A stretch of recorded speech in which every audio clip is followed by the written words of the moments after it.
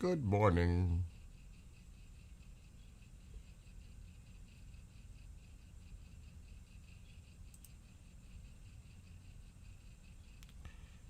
Let's get the pop outs. Let me enjoy my coffee. Another nasty day. It looks like it's starting to brighten. I'm gonna check the radar.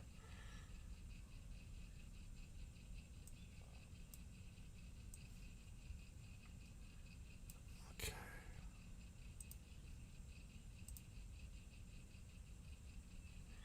Hopefully you'll clear up to do a little barbecue later. I think it stopped raining here.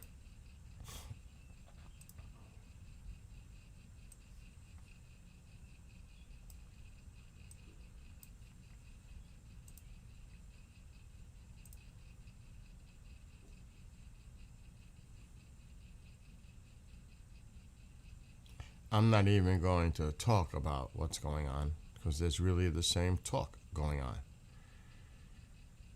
Just from Iran International, and I'm not going to get stuck on this. I refuse to put my energy into this back and forth Groundhog Day bullshit. I can't take it anymore. I don't even know if I want to read it, to be honest. I don't even know if I want to read it. It's the same bullshit.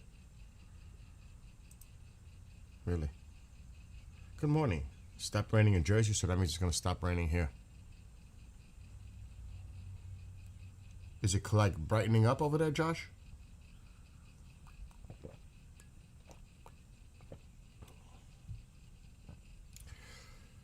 You got to hear the language that CBS reported this morning. And he thinks that this is crazy. He thinks that he'll welcome, it would be an honor for Iran to be part of the Abrams Accords. Like, an honor to have Iran? Is he losing his mind? How would it be an honor to have Iran part of the Abrams? Who is telling him this? It's got to be Stephen Miller. Someone, or Kushner, or Witkoff, someone's pushing this. Iran will never, ever be part of the Abrams Accords because they will never recognize Israel, ever. That's the whole point from their perspective, the axis of resistance. Is he delusional, thinking that Iran would ever agree? Maybe a new regime might, not the current situation. And it's funny because the conditions are all about getting the Strait open immediately. Just think about that. Was that part of the war before it started? Keeping the Strait of Hormuz open? Was it? Everything is all about getting the Strait open. Naval blockade ends, concessions made. This has nothing to even do with the nuclear anymore. That will be determined maybe at a later date. God only knows. This is crazy. It all is because of the Strait of Hormuz. Let's just remember that. All this bullshit back and forth is just to get that Strait open. Because they screwed the pooch when it comes to the Strait of Hormuz from day one. I've been saying it, not brightening at all. I've been saying this before it even started. You better make sure that your priority is that Strait. I said it over and over and again, and they blew it. They blew it. That's going to be the thing to look back on as this. The war planning, the strategy, this was the worst I've ever seen. You can go bomb and drop bombs and missiles and everything on and decimate someplace. Yeah, it's like almost like playing a fucking video game. The harder job is trying to maintain the strategic points and keeping those things secured and open, which they didn't. And what was this war for? For the nuclear material? Oh, you got to see the language. It is so. This should have never ever started. In my opinion, now looking at it in hindsight, this should never have started. Billions of dollars, lives lost, all kinds of equipment destroyed or damaged, bases. planes, people. What was this for? To get the Strait open like normal, like it was before this whole shit started? Does that make any sense at all? But because they blew it and they have the Strait, they're holding the Strait hostage, now it's become all about opening up the Strait. That's all this has become about now. Getting the Strait open. Getting the Strait open. And if you hear one side, you would think, oh, screw getting the Strait open. Let's just wait. More pressure on Iran to collapse. They're nearly collapsed now. Well, if that's the case, then don't make the deal. If the Strait is part of it and you got this naval blockade that's causing chaos in Iran, then keep it going. Keep the pressure up. What is the rush to get the Strait open if your strategy is so-called working? Oh, this war was definitely not worth it, Eugene. How could you say that? How? They got control of the Strait. They dictate the terms. This is their dictating. We are appeasing them. Israel is not saved. Israel is going to be under more threat than ever. The regime stays. Their money flow is going to continue. You open that Strait, it's ka-ching, and they'll be rebuilding like they did after the 12-day.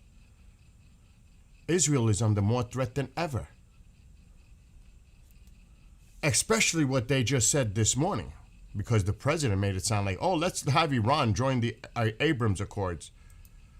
Are you crazy? Are you nuts? They're never going to do it, and they're already saying it. They said it here, the regime media. It's right here.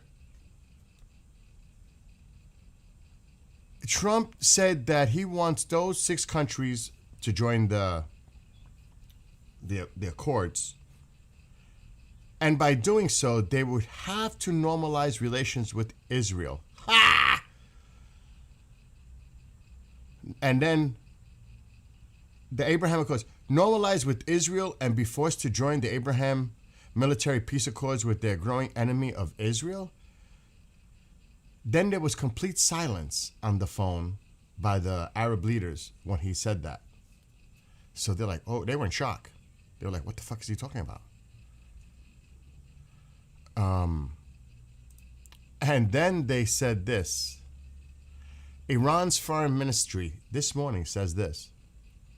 The Islamic Republic of Iran does not recognize Israel and never will, as it is an illegal and occupying entity.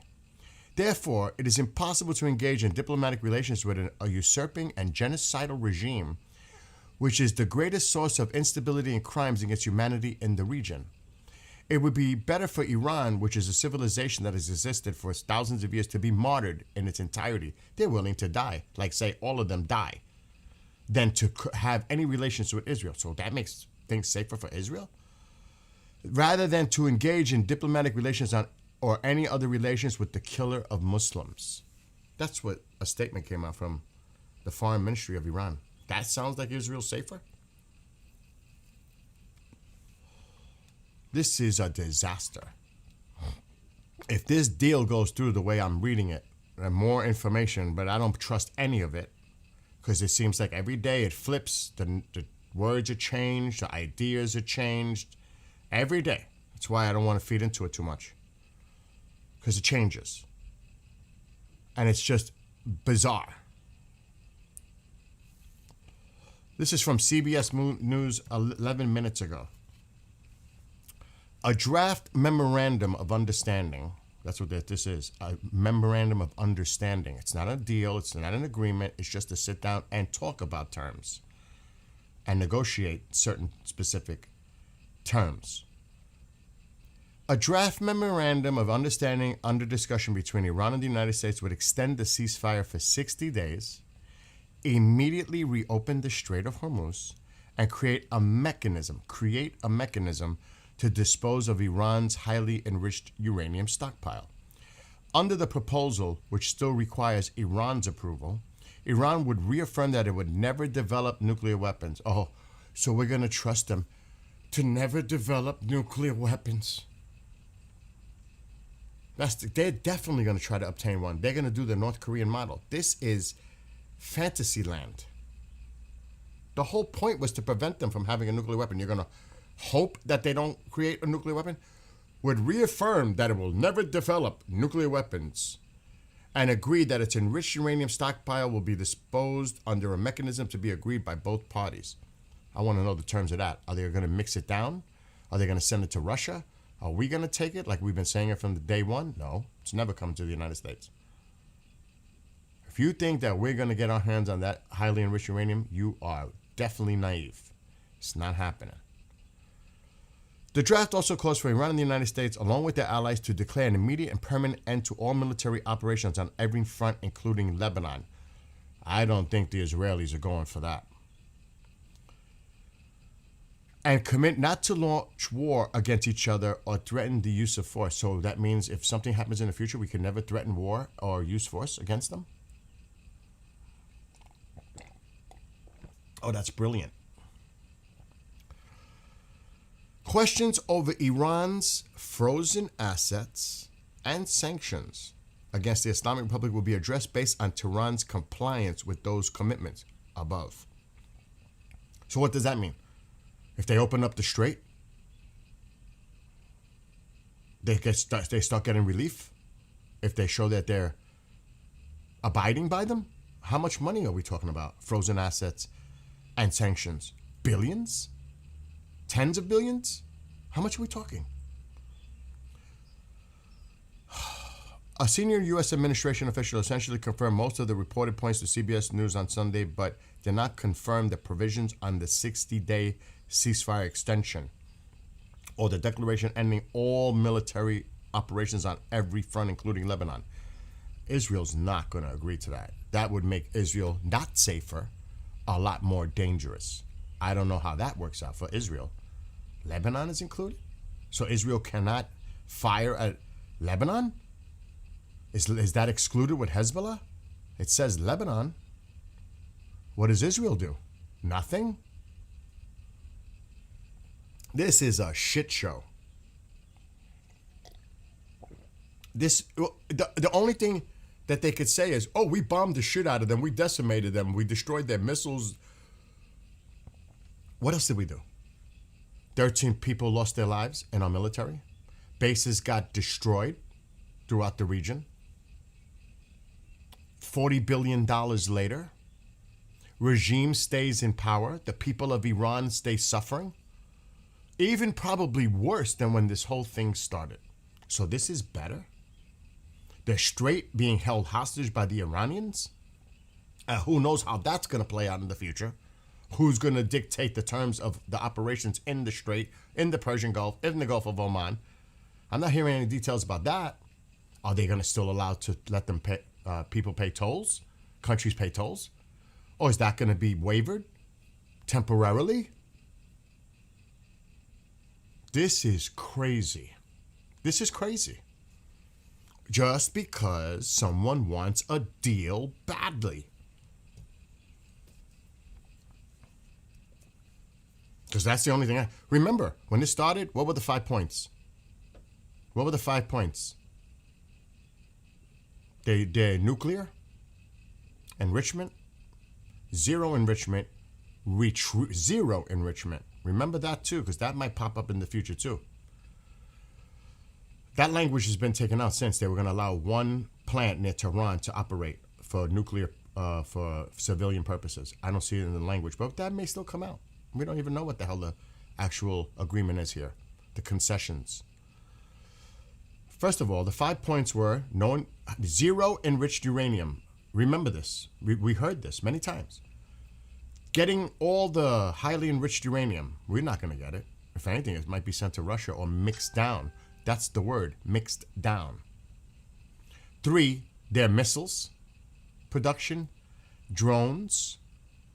Actually, their missile production and drones. Proxy support. The proxies survive. The proxies survive. I don't see nothing about the proxies. And what about the 5th one?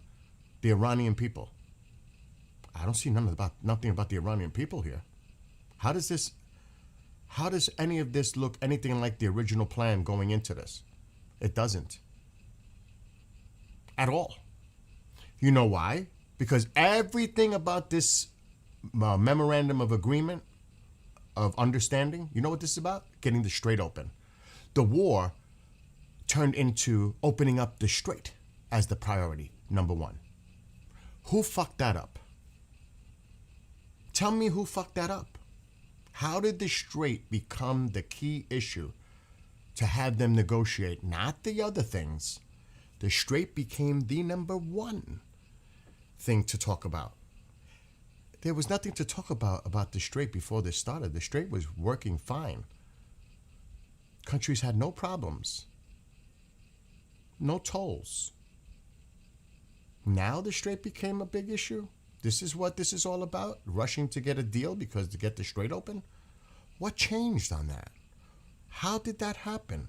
Who screwed that up? That's what this is about now, getting the strait open. If it wasn't for the strait, things might be a lot different right now. Could you imagine the United States truly having a naval blockade throughout the entire Persian Gulf, Strait, and Gulf of Oman? If they had utter control of the strait, Iran would have surrendered a month ago, if that. They would have nothing. No money, no oil. It'd be completely cut off by the U.S. Completely. There would be not a standoff or a deadlock. If we would have done the thing the right way to do it from the beginning and getting that strait as the priority, keeping it open, and not have little mosquito fleets thinking that you could sink their big ships, but that was the most important thing, but not leave the other ones around and not securing that strait, well, things might be a lot different right now than the bullshit that I'm seeing right now. Because they screwed up. There is no sugarcoating this. Their war planning, the strategy, whatever they did, screwed up. Because everybody knew that they were going to try to do this with the strait. We should have known better. But we still let it happen. Mines. Oh, I mean, what the hell happened? And they should be held accountable for their bullshit. That's the bottom line.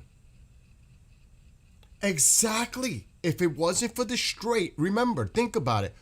What is the main point of this negotiation right now? What is the objective? Open the strait immediately. Why is there a naval blockade? Open the strait immediately. Because it became a quagmire. Because the strait became the issue. It was never the issue at the beginning of all this, but it's the issue at the end. That should tell everybody everything. Everything.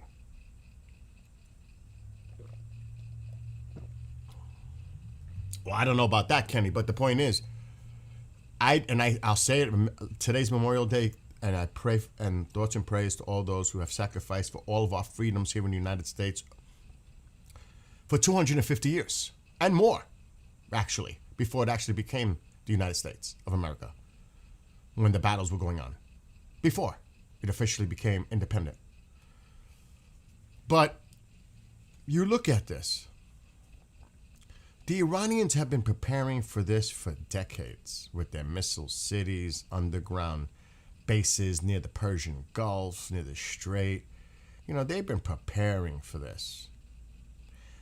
I do not blame our military, absolutely 0%. Do you know why? The military is doing their job professionally, dedicated, with honor and pride. They give options. How would you like to move forward? They provide options to these people who make the decisions. It is them, the people that give the orders to the military on how to proceed. So the military is definitely well prepared in scenarios. It's the people making the decisions that have to be held accountable. Because whatever they did, and I would like to hear that at some point, if there's hearings based on this bullshit that's been going on for the last few months, I want to hear who made the decisions, who decided that the mosquito fleet was not a threat, and we didn't think they were a concern. What? They're the ones that are harassing the vessels in the shipping. They're the ones that were laying mines from their boats. If the whole freaking damn navy of Iran was sunk, then how did the mines get there? From where? How? Fishing boats? Trawlers? Fast moving, what do he call them? Ships?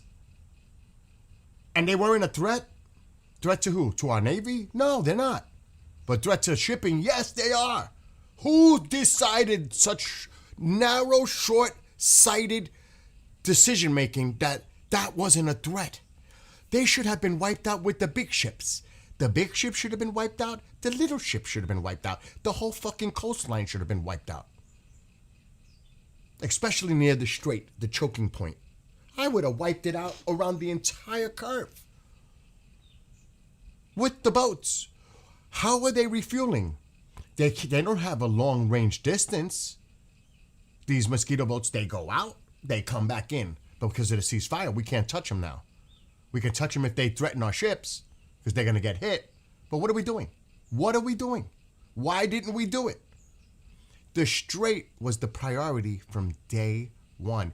Yeah, your objectives, other areas, of course. Israel's part of it. Let Israel handle it. We blew it by allowing the strait to be held hostage by the Iranians. We blew it. Because we would not be here right now if that wouldn't have happened. And how many of us were here when we were talking about this before this campaign started? Keep the Persian Gulf open. The Strait of Hormuz. Number one priority for the U.S. You have all those forces there. I was thinking logically, if you had the Lincoln there, you're going to use these forces to keep that strait open. Because they were threatening our fleet, remember? And then, we didn't know that they were going to launch drones and missiles toward the Arab countries' infrastructure. Or our bases. Are you crazy? Of course they're going to be targeted. They threatened it before it even started. They threatened the Arab countries. If this happens, that's why they were trying to put pressure on the Arab countries to talk to the president to try to negotiate a deal before this whole shit even started. And they knew. They knew they were going to hit. But we didn't know. We were surprised that they actually attacked. What? Who war planned that one? You didn't think they were going to do that? Another one? You didn't think? You didn't think about the mosquito fleet? You didn't think they were going to attack this? What else didn't you think about? It is absolutely embarrassing. And if this is the strategy, I don't want any of these people involved. God forbid China. I don't want any of these people making decisions for any war planning moving forward, because I'm scared they won't handle it properly. I'm scared. This makes me very concerned that these people don't know what the fuck they're doing. It scares me. It really does. And other countries are watching this and observing it and saying, oh my God, I'm not getting involved in this mess.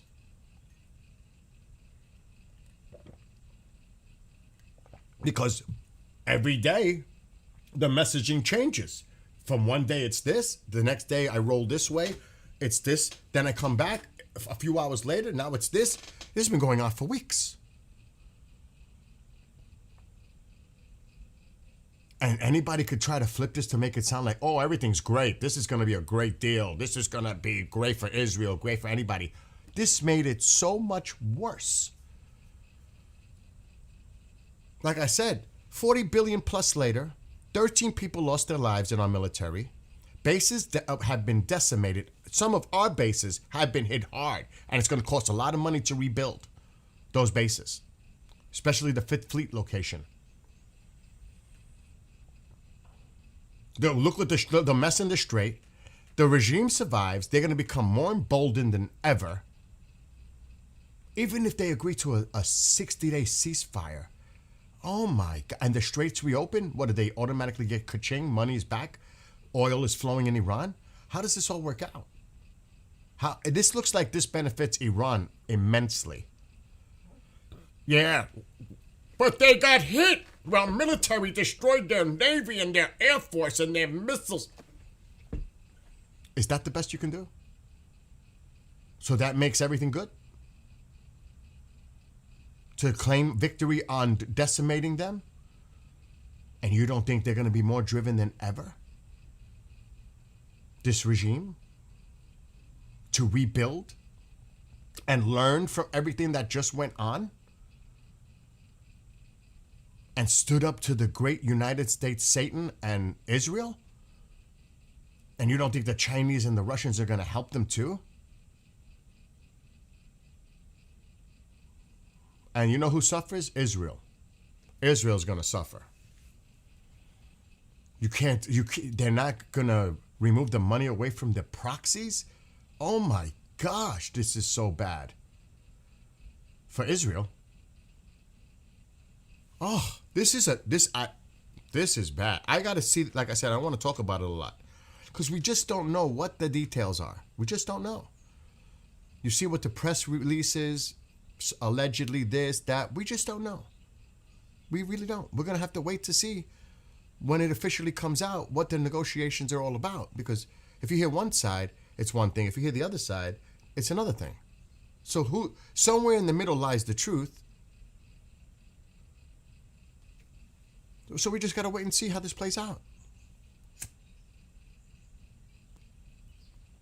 And yeah, I know there are a lot of people out there saying, oh, the Iranians will come to a point where they're going to still try to take back their country. Okay, good luck. The IRGC is still armed. They're still holding all the cards. They will slaughter and massacre the people again, and they'll bring in their foreign proxies to help them do it.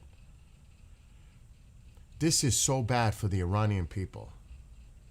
At least those Iranians that want regime change, true regime change. Nothing's going to change.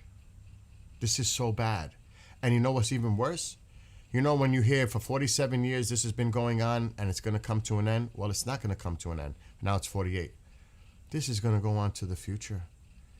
And God forbid how they try to address it then. Because if you couldn't address it now, what makes you think you're going to be able to address it then? Especially if they're nuclear armed. This is a shit show. It's a shit show. I'm sorry. And people just got to come to the reality of that. Don't get me wrong.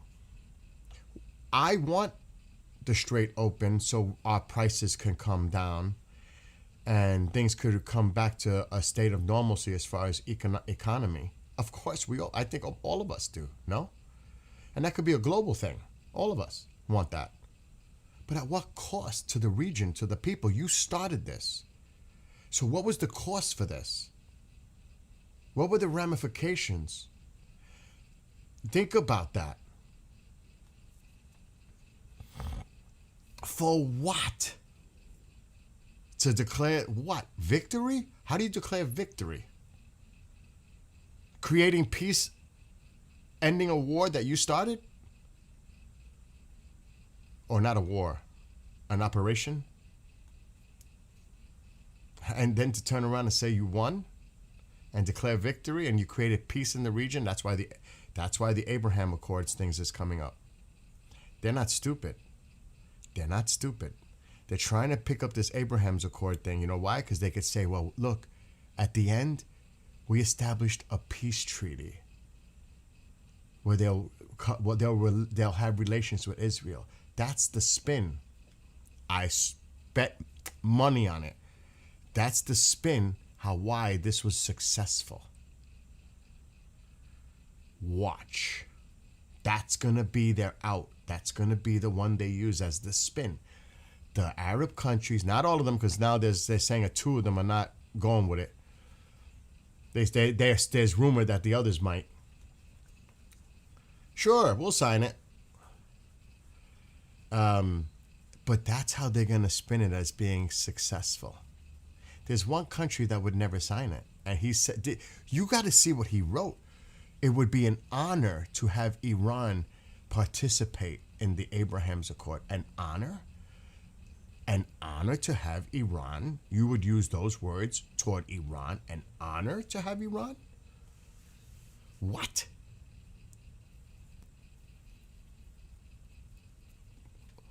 I'm telling you, there needs to be an age limit. We have to do something about age limits for presidencies. I think we've learned now on both sides Both sides. I think we need to make a 70-year age limit for president. They can run at 70 the latest. That's it. After that, no more. I don't know if anybody else agrees with that, but we have to do something about this because this shit is just not working out. They have a young age limit, a minimum age limit. You should make a maximum age limit. Oh my gosh. I can't take it. And that's why I'm not going to delve into this too much because it drives me nuts. This constant day-to-day bullshit drives me nuts. Look what this is a long one. I'm going to read it. This is a little while ago on True Social. Just listen to it. This was... Hold on, let me see what time this was. I don't know why it says 8:23 because... Yeah, maybe it was. So almost like 2.5 hours ago. Listen to this. Remember what I just said about the Abraham Accords? This is going to be the way they flip it as a success. I'll put money on it. Negotiations with the Islamic Republic of Iran are proceeding nicely. It will only be a great deal for all, or no deal at all. Since when does a deal have to be great for them? Just saying. I thought we hold the cards. Back to the battlefront and shooting, but bigger and stronger than ever before. Sounds like the $6 million man. $6 billion now with inflation. And nobody wants that. During my discussions on Saturday, and with everyone from Saudi Arabia, U.A.E., Qatar, Pakistan, Egypt, Jordan, Bahrain, with the Arab countries, I stated that after all the work done by the United States to try and pull this very complex puzzle together, it should be mandatory that all these countries, at a minimum, simultaneously sign onto the Abraham Accords. And this complex puzzle was only made because of the Strait of Hormuz, by the way. This very complex puzzle of opening up the strait. Because that's the only fucking complex puzzle I can think of. Those countries discussed are Saudi Arabia, the U.A.E., already a member, he puts in parentheses, Qatar. A lot of these countries don't even recognize Israel as a country. Pakistan, Turkey, Egypt, oh my God, I don't know how they're going to feel about it. Jordan, they recognize. Egypt also. Bahrain, already a member. It may be possible that one or two have a reason for not doing so. And that will be accepted. Oh, really? You're going to accept that too? You seem to be accepting a lot right now. But most should be ready, willing, and able to make this settlement with Iran a far more historic event than it would otherwise be. The Abraham Accords have proven to be, for the countries involved, the U.A.E., Bahrain, Morocco, Sudan, and Kazakhstan. Remember, those countries are already part of it. They signed onto it. They were hoping the Saudis would before all this shit broke out. Actually, before October 7th broke out. And they think that happened to prevent the Saudis from actually agreeing to the Abraham Accords. A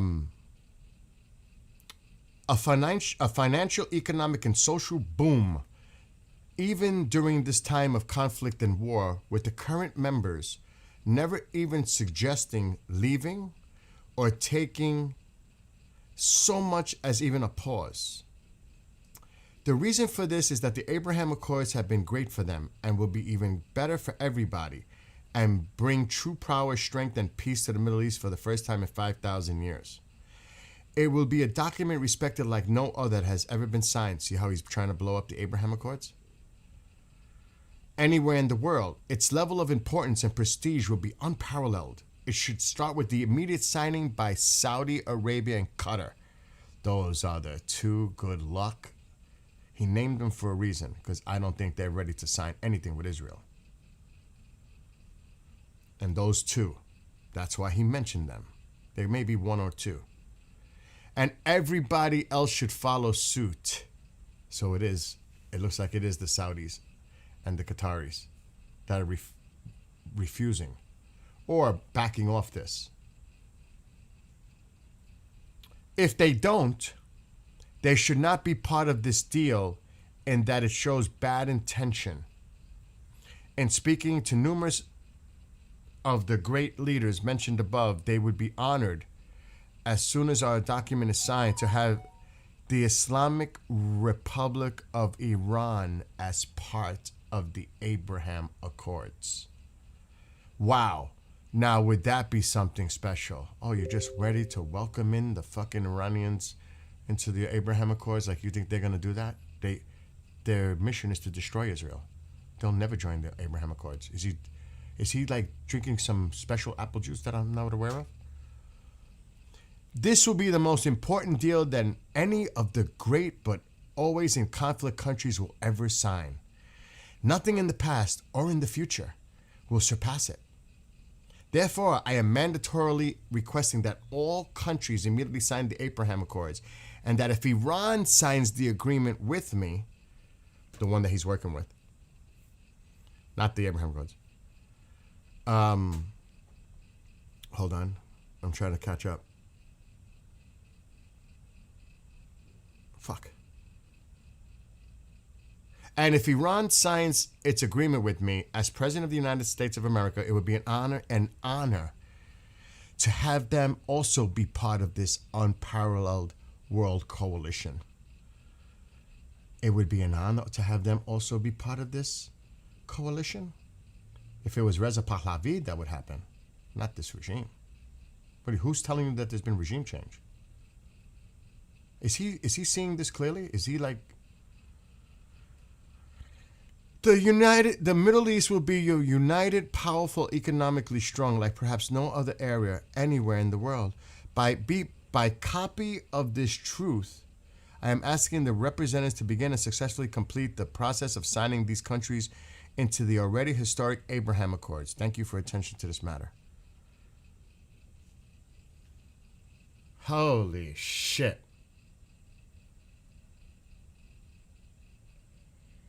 Like I said, I'm concerned about the gas prices. I'm ordering oil tomorrow when they open. It's going to cost me, for 100 gallons, heating oil, it's going to cost me $200 more than it did before this started. So I'm very aware about the prices and how it's hurting people all over the place at the pump. I have to make that call and pay an extra $200 just for 100. I have a 250-gallon tank. Do you know how much it would cost me to fill up that 250-gallon tank right now with heating oil? About about $1,200. It would normally cost $740. So don't tell me about prices going up at the pump. That's the least of my problems, is my fucking car. I would pay $500 more if I filled that tank up right now. I can't afford that. I got to do 100 gallons just to get me through the summer and hope that things calm down and somehow prices come back down, and then I'll make my normal order like I normally would in the fall. Because 100 gallons will get me through the summer, because it's only going to heat up the water in the house. There's no heat going on. So trust me, I know. So like many others. So I'm very concerned about that. But to capitulate, to make concessions and to do anything to get to a deal with this regime and keep this regime in power and emboldened moving forward and making the money flow again and possibly unfreezing frozen assets and sanctions to appease Iran, because they have the strait closed. Because that's what this is all about. If the strait wasn't part of this equation, we would have been asking for their surrender. What else could they do? It's obvious it's all because of the Strait of Hormuz. Just think about it. Would you be complaining about gas prices, or anybody be complaining about gas prices or prices going up or the economy globally if it wasn't because of the Strait of Hormuz? How did that become an issue? How did the Strait of Hormuz become the focal point of all negotiations? Not nuclear, not proxies, not the people of Iran, but it is the Strait. Why? How did that happen? You're telling me we couldn't have kept that thing open? Really? The great military of the United States couldn't keep a strait open? That's what makes me sick about this whole thing. We shouldn't even be in this situation because they screwed up. With the greatest military, you couldn't keep that strategic choke point open. You allow little mosquito fleet boats to lay down the mines, though you were so focused on their big naval vessels there at the bottom of the fucking ocean. The little ones were doing a lot of little work on the top of the water too. Like, really? It's just a shame. It's just a shame.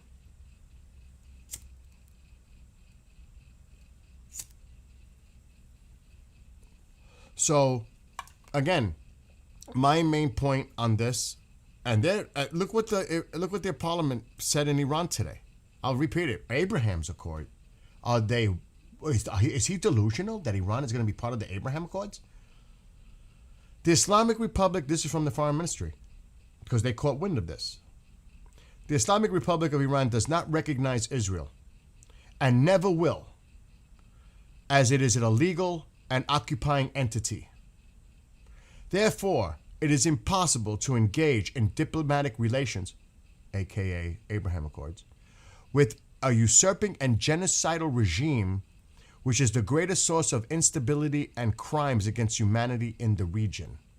It would be better for Iran, which is a civilization that has existed for thousands of years, to be martyred in its entirety, rather than to engage in diplomatic relations or any other relations with the killer of Muslims.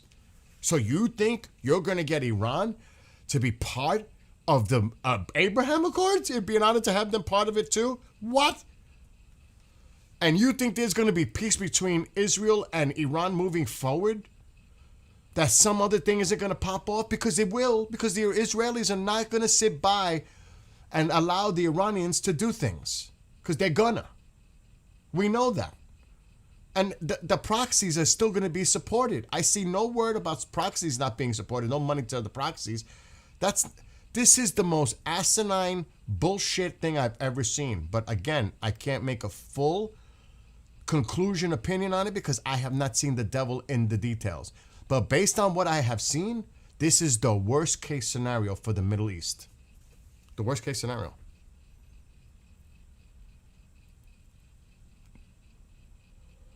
Of course, it's too dangerous to keep a ship in the strait. Exactly. But why would you need minesweepers? Why would you need minesweepers if you would have pummeled them and taken out these fast-moving boats and everything else and not allowed the mines to even get there? Why? We wouldn't even be talking about mines. That's the point. Of course, we're not going to risk anything going in there. It's too dangerous. Of course that's obvious.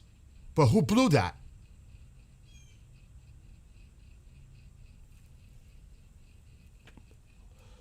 That should have never been allowed to happen in the first place. We knew it was going to happen. We knew it was going to happen. Anybody knew that they were going to try to hold it straight. It's been mentioned so many times in the past.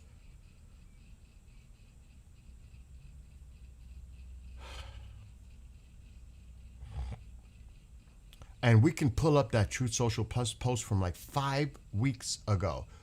We did not consider them a threat, so we didn't go after them. Something like that. That was 4 to 5 weeks ago. About the small attack ships. So they said ships. They didn't say boats. We didn't think they were a threat. So we never addressed them. You didn't address them since day one? You let these fast-moving boats just be there? You didn't take them out too? You didn't think they were a threat? What, to the Navy? Not to shipping?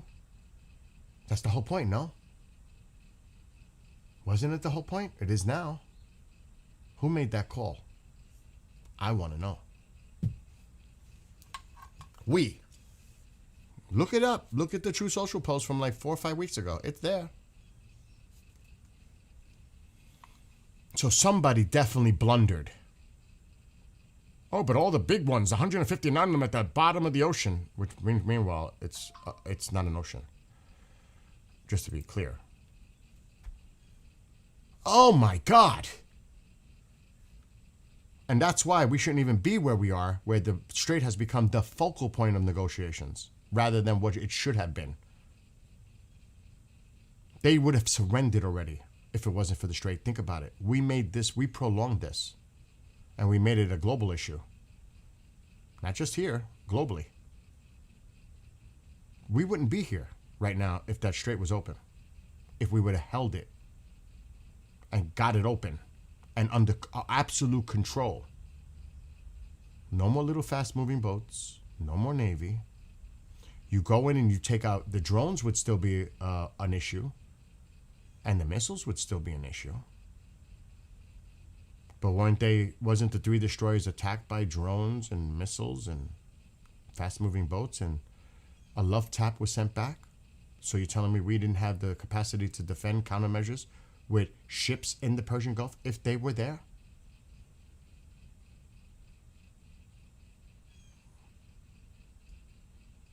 This is embarrassing. And China's watching, Russia's watching, the North Koreans are watching, everybody's watching. This isn't World War II, where you had people that really knew what the fuck they were doing. Obviously. Oh my God.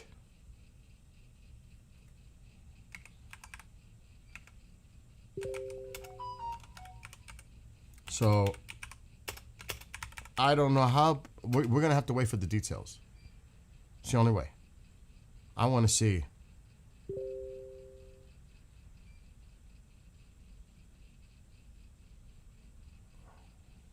And they're saying that Yemen is just waiting to see if things break out so they can choke off that strait over there too. Okay. Look, this is what I was talking about. Watch. Think about this. I don't know what the date, I don't remember the date on it. Just read this from a few weeks ago.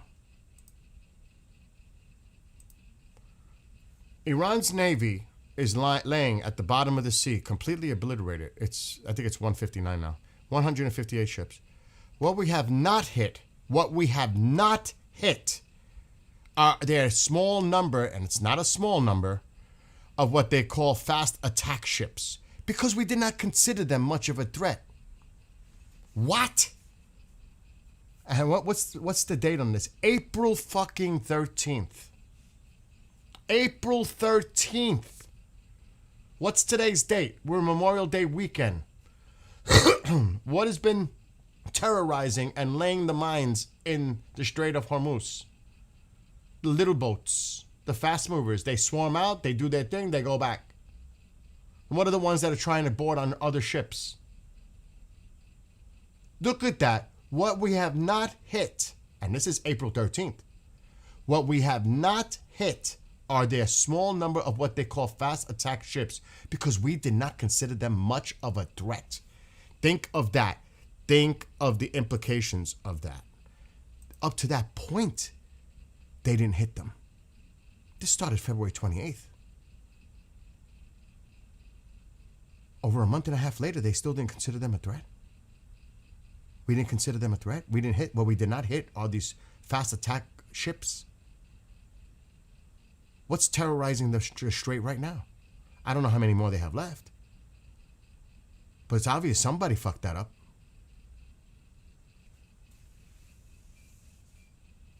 Not right or wrong. The facts speak for themselves. This is not like defending or criticizing, sort of to a certain point. It is from himself stating that we did not think they were a threat up to this point. So we didn't go after them. Who made that decision that they were not a threat? Who's the we? Who is the we? It's not I. We. It's not French. Read it again. From April 13th. This is why the Persian Gulf is the situation it is today. A disaster. Because they didn't plan this right. My God.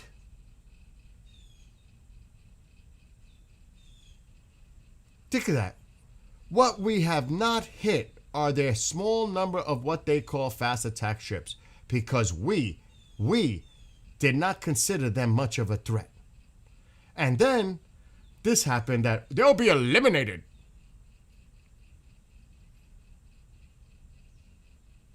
Just like in Venezuela.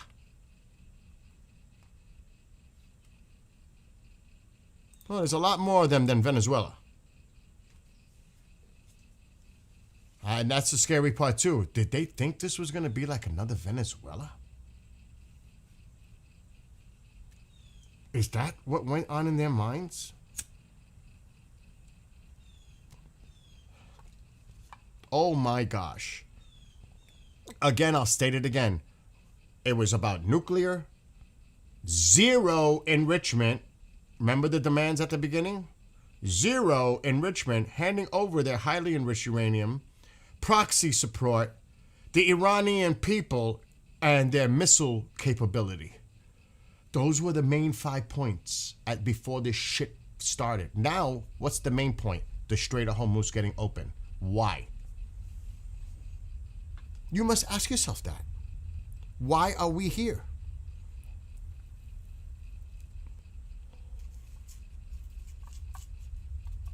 Oh, we didn't think they were gonna. It actually surprised us that they were gonna attack the Arab countries. They told you that they were gonna do that because of the bases on these Arab countries' territory. Oh, it was a surprise. What? What? And I want to see a public hearing of the people that were wounded that said they felt it was defenseless, and they were there and they were sitting ducks, where 6 lost their lives. I think it was 6 at that location. And they're trying to say, no, it was well defended, not based on what the people there are saying. They said they felt helpless, defenseless, like it just came and hit them. We need a public hearing on that. I want to hear what the witnesses have to say about that. Another blunder, just like the blunder of whatever faction, whether it's Iraqi, whatever you want to call them, Kurds, Iraqi factions, I don't give a hell what the hell you want to call it. But the weapons that they kept that never got to the ground to the protesters in Iran. Oopsie. What about that one? I'm very disappointed in the Kurds because they decided to keep the weapons. That's what he says. What about that oopsie? I mean, look, just be objective. Be objective. Don't be dug in politically. Look at this objectively, honestly. And you have to say there's been a lot. Maybe not a lot. There's been quite a few really critical mistakes. And again, I don't blame the military. I blame the people who are making the decisions. It's that simple. It's embarrassing. It really is embarrassing. And if this doesn't work out well for the Iranian people, my apologies to all of you. Because the regime is going to be emboldened against you, and they're going to even be more oppressive and suppressive than they possibly ever could. It's going to be so sad. I hope to God I'm wrong. I really pray for that. I hope I'm wrong. So the IDF has begun striking Hezbollah infrastructure sites in the area of Tyre and additional areas in southern Lebanon. So the Israelis are not letting up. They're not letting up. And they shouldn't. This is this morning.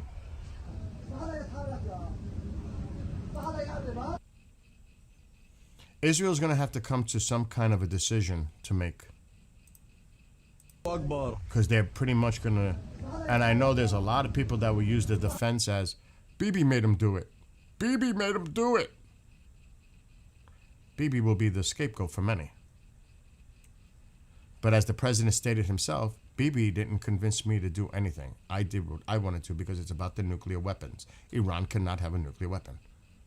But you'll have people out there that'll say, oh, Bibi made him start this war.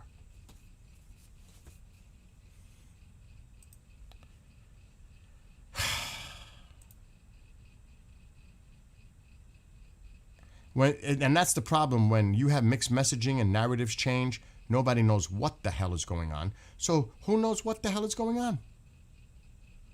When there's so much mixed messaging and confusion in the messaging, then people are like, but wait a minute, I thought it was about the Iranian people. No, wait a minute, I thought it was about the proxies. No, wait, I thought it was about the nuclear. Oh, yes, it is about the nuclear. But wait a minute, are they going to talk about the nuclear now? Wait a minute, I thought we were supposed to remove the uranium and zero enrichment. But wait a minute, they get to keep it or mix it down or send it to Russia? We're going to trust that process? That's better?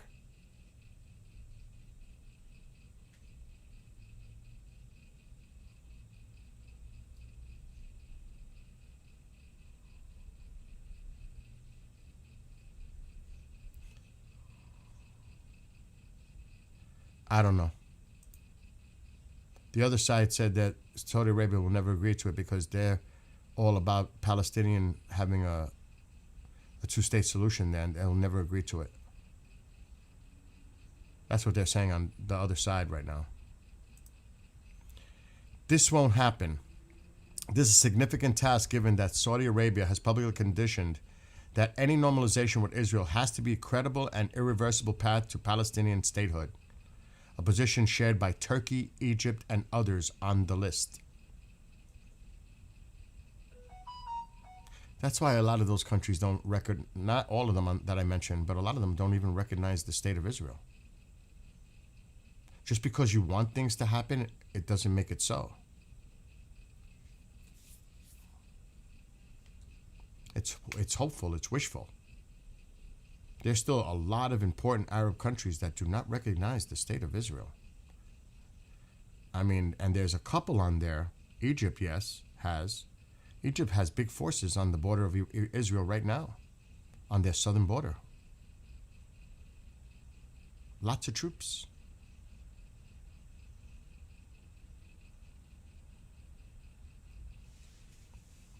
Alexa, what countries do not recognize the state of Israel in the Middle East? Several Middle Eastern countries don't recognize Israel, including Iran, Iraq, Lebanon, Syria, Yemen, Saudi Arabia, and Kuwait. Would you like to know more about the reasons behind this? No. You got to get them involved. You got to get them involved. And the Turkey relationships with Israel is at its worst right now. It's bad because of Gaza. Those are the facts. So I don't know how this is being spun. It is mandatory that they sign onto the Abraham Accords. Oh, really? It's mandatory? You're going to force them to sign something when they don't even recognize the state of Israel, and you want them to automatically now just say, we're going to have peaceful relations, and that's kind of a recognition to Israel in some way? And Iran? You said you hope? No, it would be an honor to have Iran as part of this too. Then Iran releases a statement saying, are you crazy? We would all die as martyrs than have that happen. We're never going to recognize Israel. They said it clearly. So I don't know what the delusion is and who's the ones talking about this. We have to think about who was behind the Abraham Accords when it happened. Kushner. I mean, who is the one? There's obviously two things going on here. There are those within the administration that are pushing a deal to find a diplomatic solution to this, obviously. And then there are those that are more hawkish and saying finish the job. But does the finishing the job part actually succeed in having Iran cave and surrender at some point? If the Strait of Hormuz isn't under our control and we take control of it? No, it doesn't. It doesn't guarantee anything.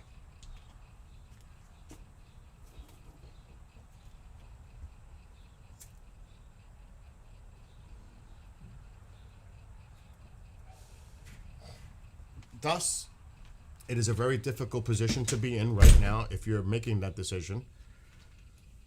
Because the only real way to make this work, if you're doing military, is to control the Strait of Hormuz at the end of it. If you're just going in there to take out power plants and infrastructure, how does that help the Strait of Hormuz? It harms more the people than anything else. What you got to do if you're going to do a military operation is to get that strait secured. And it's a very risky thing because you may have to put boots on the ground along the coastal areas to clean out the IRGC that are going onto these fast-moving boats. First of all, I would destroy everything on that coastline, period. Every port, everything.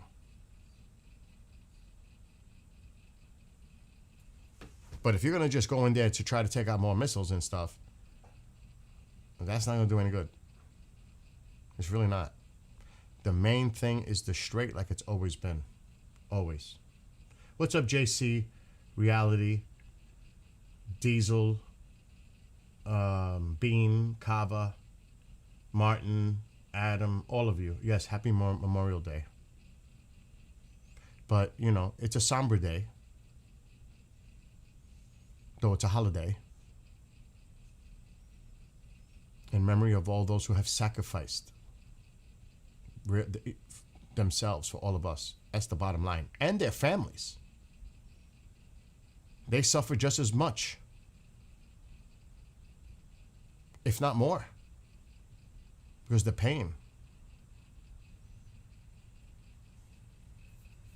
So, at least this is, I'm not, like I said, I'm not going to dwell on this much more. I think I stated what I needed to say on this issue. People may agree, people may not agree. That's just my own point of view and perspective on this. And looking at it objectively, not politically. Objectively. So until we see if there is a deal or not a deal, we have to see how this plays out. And then we're going to have to see. I just hope that if a deal is reached, they release. And that's not a deal. It's a memorandum of understanding to sit down and negotiate on certain issues. It's not a deal. Let me make that clear. It's just to have negotiations. It's another word of let's have negotiations based on these items. That's all it is. It's not a deal. It's not an agreement. It's an agreement to negotiate. That's what it is. And to immediately, because we're in the negotiations for how long that takes, I could see Iran simply doing it, opening the strait, only to say, if it's a 60 days, that's 2 months. A month down the line, we don't like it, we're backing out. Then what? Back to this? Stall? They could push it all the way up to the 60 days. And start doing things that the United States says, oh, they're appeasing. They're actually cooperating. We'll release some frozen assets now. We'll release some sanctions. We'll give them $20 billion of their frozen assets. And then Iran says, well, you know what? After negotiating, because remember, negotiations is not signing anything. We're just negotiating. At the end, well, you know what? After all this, we're not happy with this, and we're not going to sign it. So 2 months from now, we could actually be back to here. Meanwhile, the strait was open. Markets came back down, because that's the main focus. Everything's calmed down, only to have the shit stir up again by the end of summer. Really? My blood pressure. Recuperating after a cookout on Saturday. It was so cold we had to see We had to you see the weather today.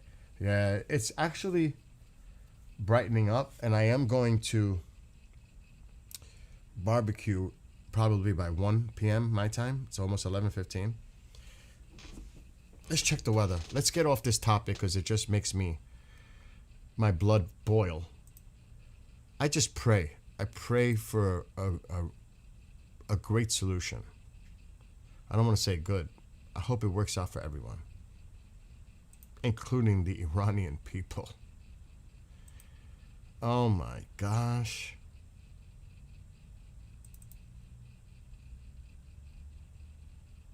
It's bad when you sacrifice others just for the sake of making a deal. But that's part of it, I guess. I'm sure people don't want to hear that, but it is a sad part of it. I always thought this was about the people, and it looks like the people are getting thrown under the bus. But I don't want to sound too pessimistic. I got to wait to see how this plays out. But right now, if an agreement is made, 60 days, ceasefire, extended, I can't imagine how they're going to crack down on even more on the people of Iran, like they already probably have. And you don't hear about the executions anymore either, right? You don't hear about that. Nobody brings up about the 800 allegedly he delayed. What happened ever since then? It's shameful. It's actually shameful.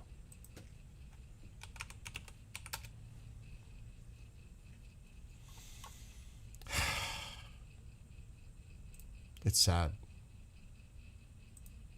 The rain looks like it's moved out here, but down in Alabama, Mississippi, some nasty weather right now. The rain is moving out here, but it's definitely in New England still. Quite a bit. And down here,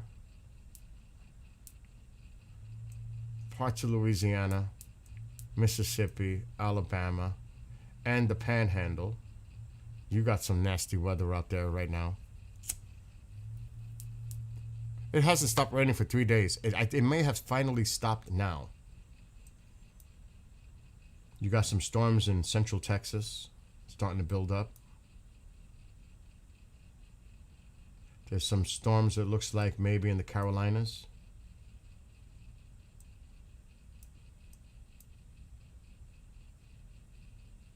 So those look like the main areas today. Let's look west. Not too much. Oh, look at the northern corner here.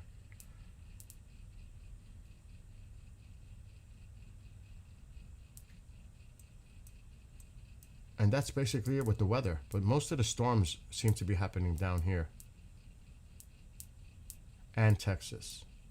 Developing. So keep an eye on your weather in these areas for storms. But finally, it's starting to clear out here for us. Hopefully, I'll be able to do a barbecue. All right, let's see. You're watching the stream from the beginning, JC? That means he's not even hearing what I'm saying to him now.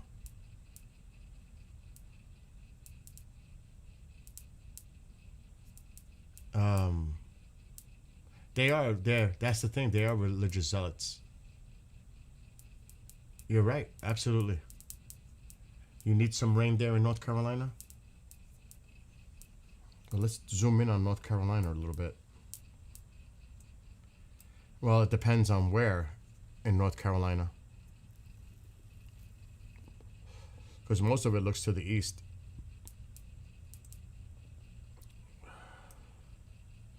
Most of it.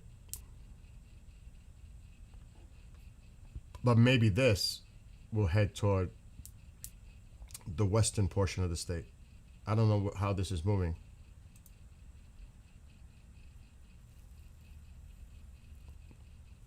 It looks like they are moving east-northeast. The way this is spinning almost looks like there's a low pressure there.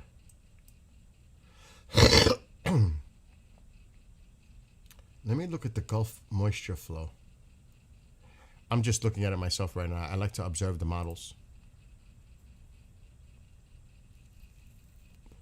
This is how I do my weather forecasts. We're windy.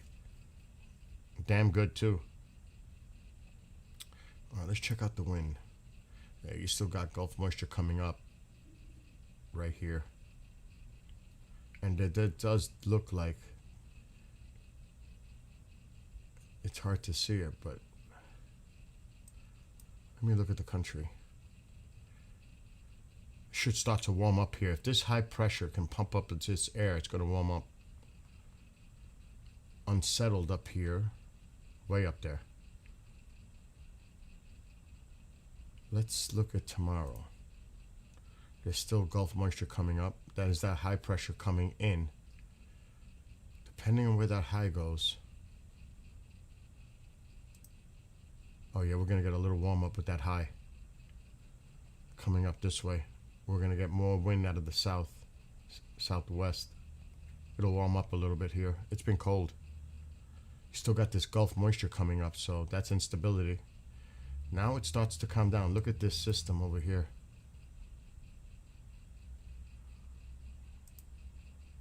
And we're going to get a cool down this weekend up here. But the Gulf machine is off. It's actually going to be, looks like it's going to be a little chilly over there this weekend, next weekend. Still a lot of unstable. We have a low pressure here. It's going to rain here next weekend, figures. There's that low. The Gulf machine is off, so that's good news for severe weather. And I only do a week out because you can't trust the models. You just can't. I trust the Euro more than the American for sure. Absolutely. Raleigh, is that where you're at?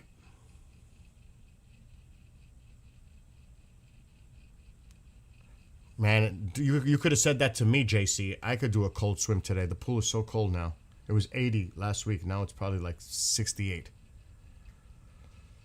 I'm curious what they're saying the forecast is for here for the next few days based on what I just seen on the models.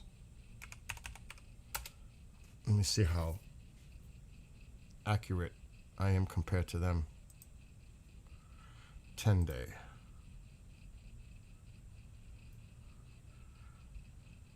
Much warmer by Wednesday. 86 thunderstorm spots, but then the cool down comes by the weekend. 69. Saturday, mostly cloudy and cold, cool. 65 the high, 46 at night with showers. And then it stays in the 70s, predicting all the way up to the first full weekend. Well, actually, that's not true either. Yes, it is. It goes back into the 80s by June 5th. So we have a cool down. Just like I forecasted it on the models. That's what they're saying. But I do want to see what they're saying about the weather for today.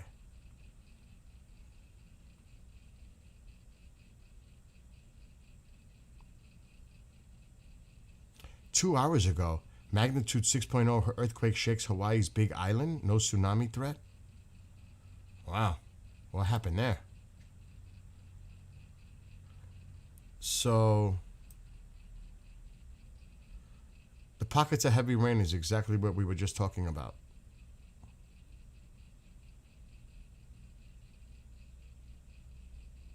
Actually, Friday, this is old. Monday, the rain is exactly what we're talking about right now. There's a lot of drought there. Moderate to severe in some cases. In some cases, it's extreme. That's bad. I didn't know the drought was that bad down there. They need the rain badly.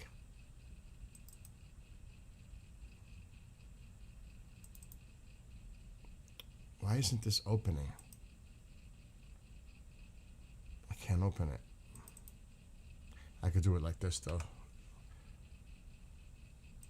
Screen capture.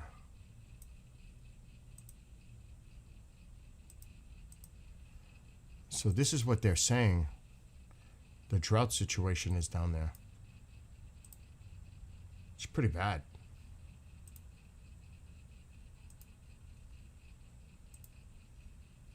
I mean, that's extreme, exceptional in some places. I mean, they could use this rain. That's happening. Yeah, the UK had a heat wave. Yes, the UK's been having a heat wave. I think it ends tomorrow, though. I was monitoring that a few days ago. Yes, they had a heat wave in the UK. We can look at that.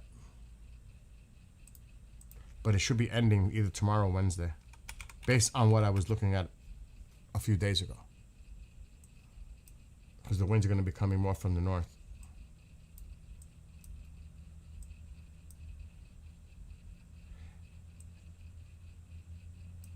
So here's the UK.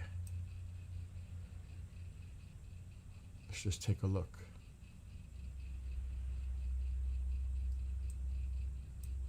It's 91. That's what it says right now, Fahrenheit, in the UK. But look how the winds are coming out of the south. London, 91. But that's going to change. Let's go to tomorrow. Still warm, but see how the wind is now starting to come down from the north? That's going to cool them down, maybe by Wednesday. Look at that.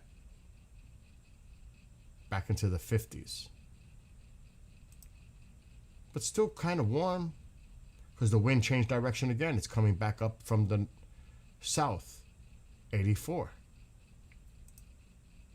There's the cool down again. So it's all about that, the wind direction. Now they may get more. They may get warm again because of this. Back to the 80s. It depends on the wind direction for them. But it looks like they're going to be more above average than below. I don't know what the normal average is for here. So you can see they are going to be warm. I don't know about the dust storms. I have heard nothing about that.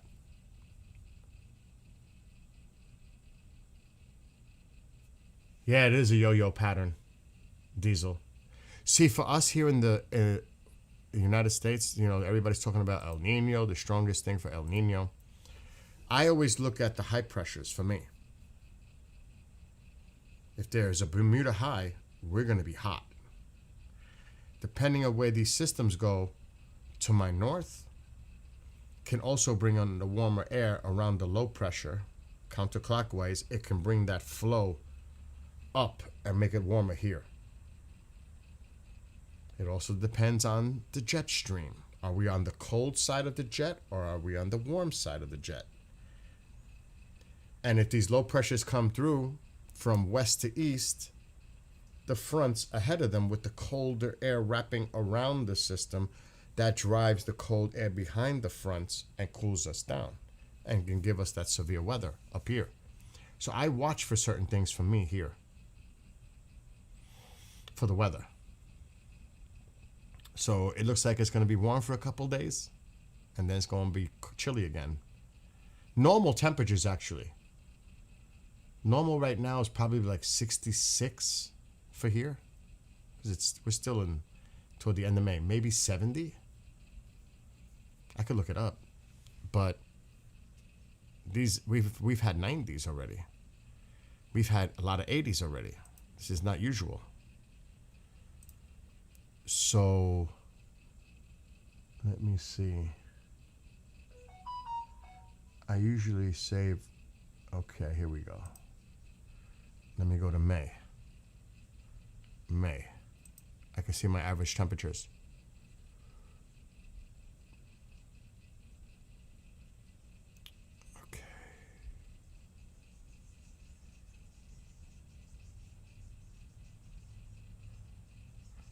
Okay, so the blue line. What date is this? This is June 7 by May 31st. By May 31st, the high here is average high is 75.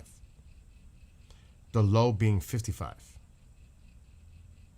By May 31st. We're going to be in the 80s this week.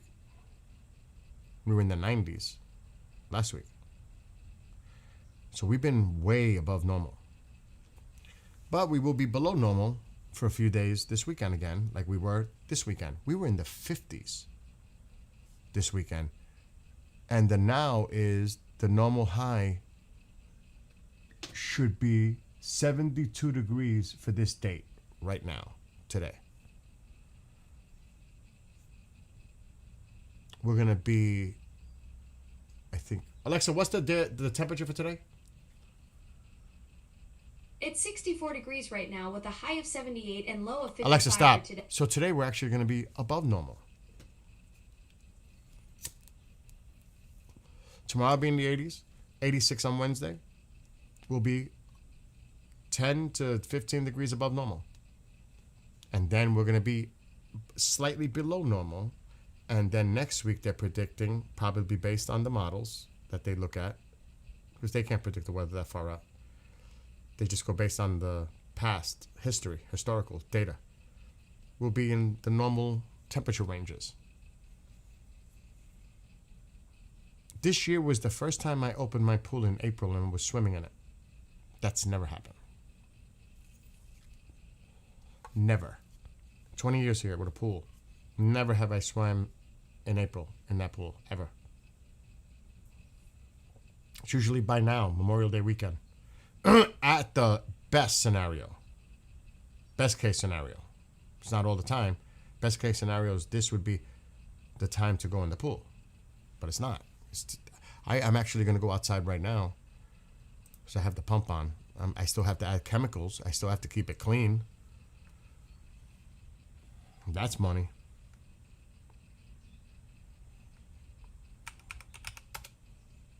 If you don't, you're toast. You got to maintain it. Once it's open, you have to maintain it. That's what I'm doing as we speak. Which I'm going to go outside right now and check on it. I don't have no skimmer socks in there, so it should be running fine. I don't think I do. I know I don't. I didn't put skimmer socks. Skimmer socks filters out the water better in the skimmer. I have a lot of skimmer socks.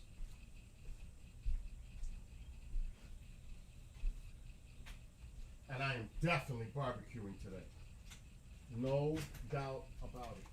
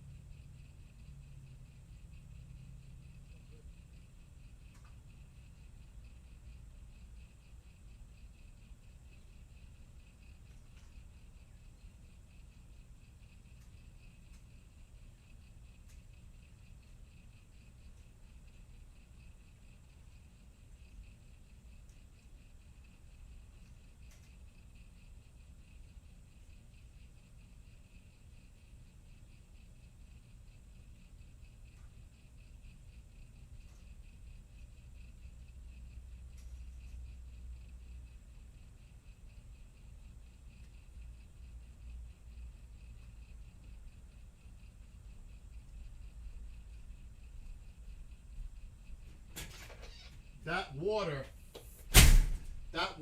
is now, it was 80 last week because it's been so cold here, actually cold, 40s at night. That water is now 62 degrees. 62.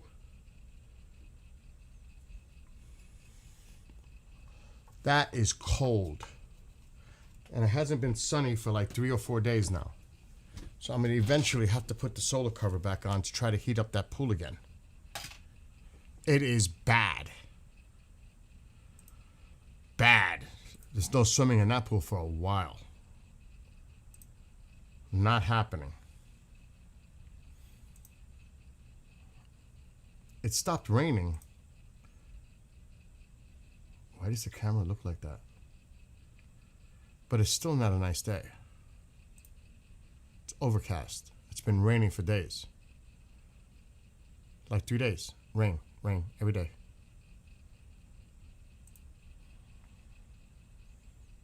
But it looks like we might catch a break today.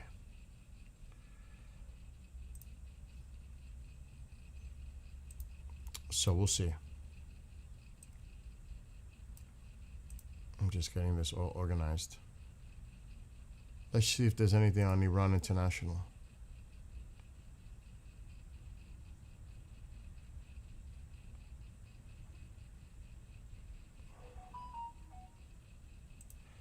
So it says here, progress toward a war-ending agreement between Iran and the United States slowed Monday, with two sides at odds over references to Tehran's nuclear program and financial relief, the Wall Street Journal reported, citing the mediators.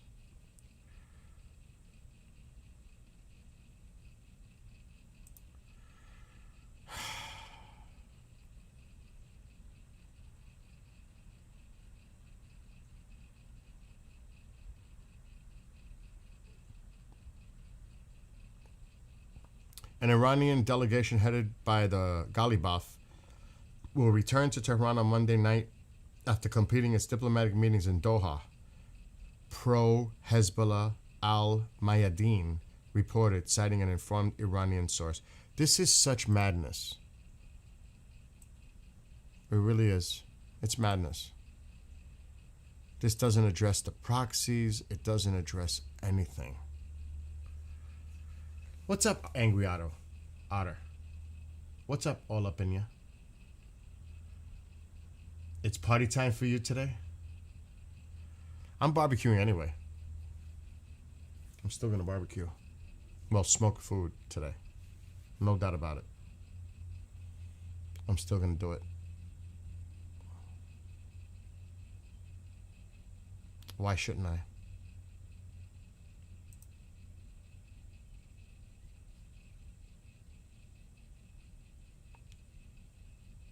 Candace said earlier, 1 hour ago when I started, I don't trust Israel either. And she also commented on, this is on Booker Face, they will not agree to get rid of the nuclear program. They have been guarding that, which is a huge red flag. Time to take out infrastructure.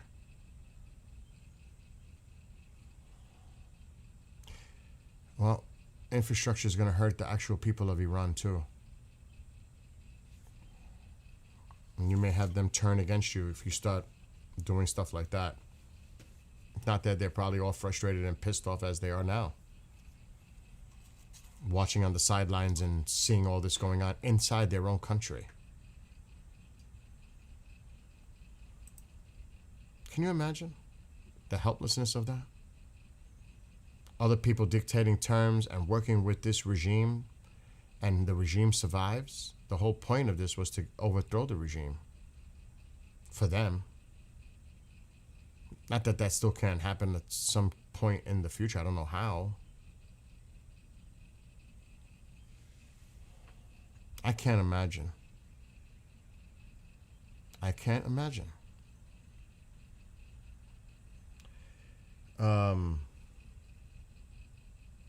You have the pool, the big yard, and plenty of parking, so party's always at my house.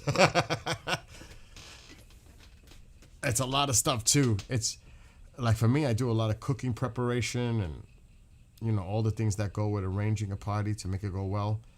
And then there's always the cleanup after. But it's all good. Happy Memorial Day, Kava.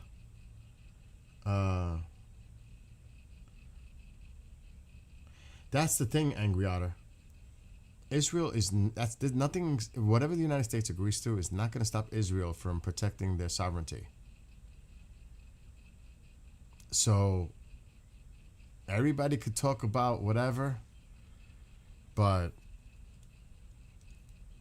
I can't see how you're going to ask the Israelis not to cease all military activities against the proxies that are targeting them like all the time. Never to start a war again in the region. That's a promise. How are you going to keep that?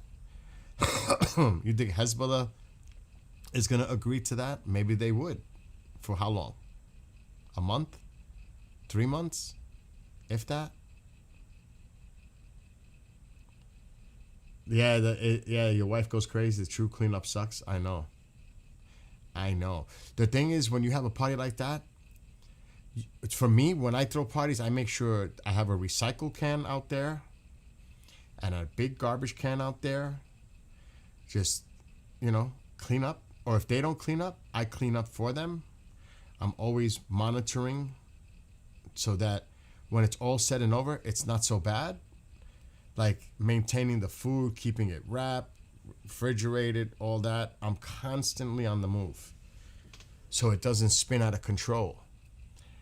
You have to stay on top of it. And I don't allow anyone to drink anything in the pool. Only myself. Maybe close friends if it's not a big pool. If there's a few of us, the last thing I want is anybody to spill anything in that pool. And God forbid I should find out that you did something else. Then you're banned for life.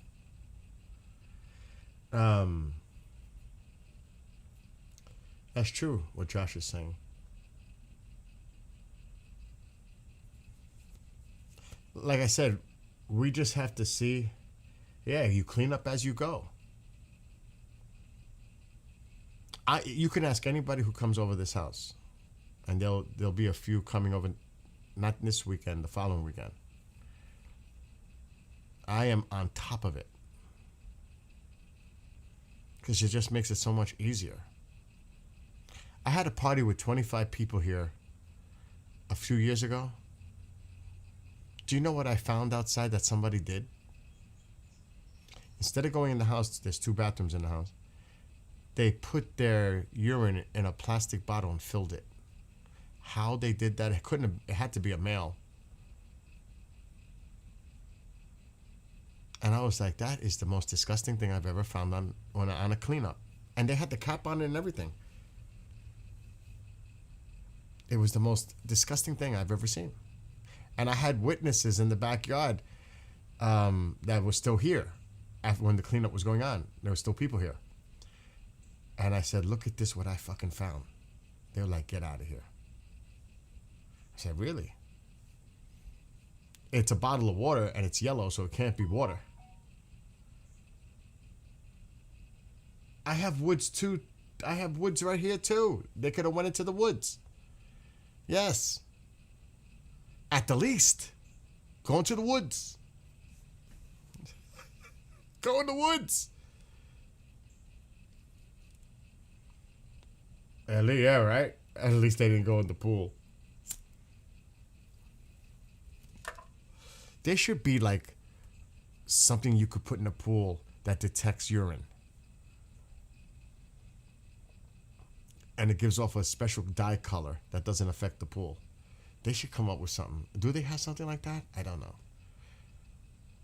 Busted. No, it's a false positive.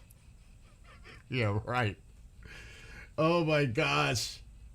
That's true too, Diesel. At least it wasn't that. That's true. I did rewrite. You want to hear a song? I think it's appropriate for today. How about I write another song? Like I haven't written enough. It's like every other day I'm writing a freaking lyrics to a song. It's it follows you around. There is. It turns you in purple and follows you around. Are you serious, Angry Otter? I'm gonna have to look into that. But that is, I mean, oh my gosh, that would be like gross. Oh, here we go.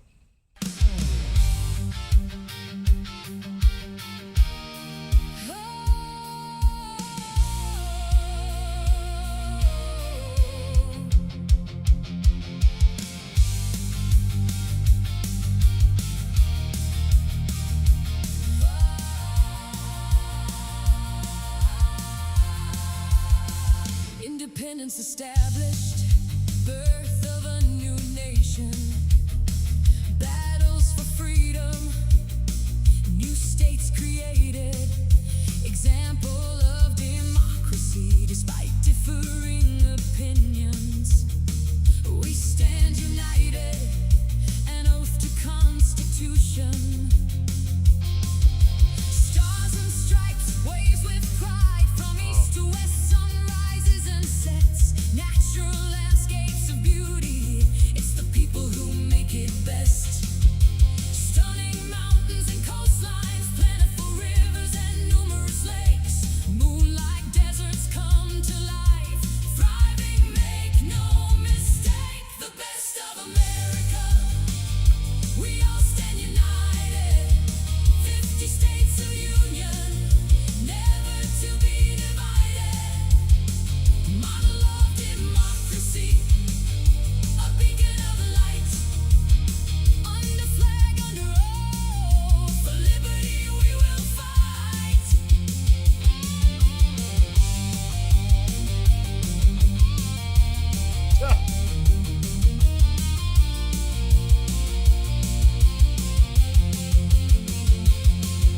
Defending our country, foreign and domestic, power through strength, our military is majestic.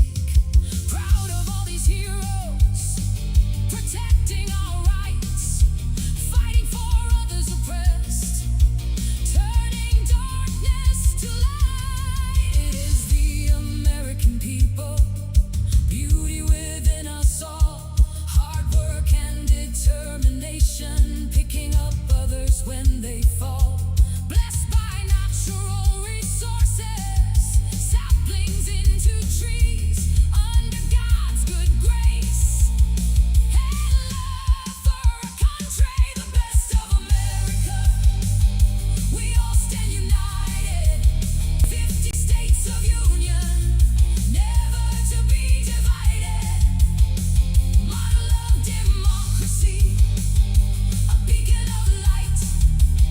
Under flag, under oath, for liberty we will fight.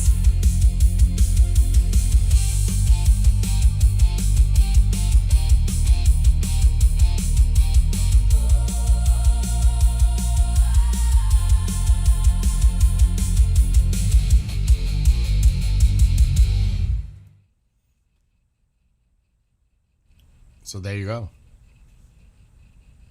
Best of America. I gotta publish it. And the other one, I don't even remember what the other one is that I haven't published yet. Oh, it's for racing. It's for racing. Not necessarily racing. Yeah, it is. But it's also like a lot of us have our vehicles, no matter what they are. And we love our vehicles. Some of us, don't we? They're like our babies. So I wrote a song based on, because Will, he sent me pictures privately of his beautiful charcoal gray metallic Challenger in his garage. So I can, when that's more like a muscle type of a car. But we are all proud of our vehicles. So I wrote a song called Gearhead. It's metal though, but it's a cool song to have driving in your car, feeling it, you know, and when I'm playing Forza or a racing game, it works for that too.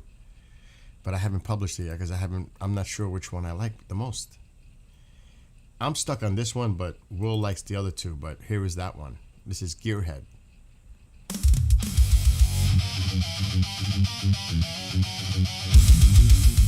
It's heavy.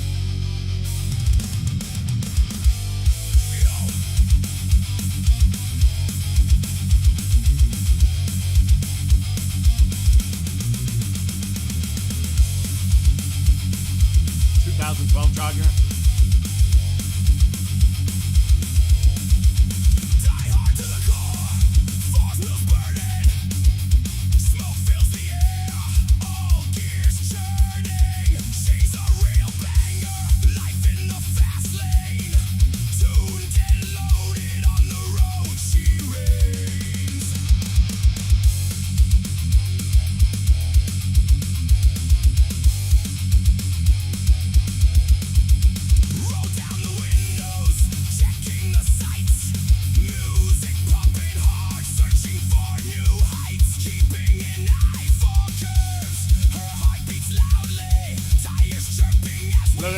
Look at it. See how they're talking about their cars in chat?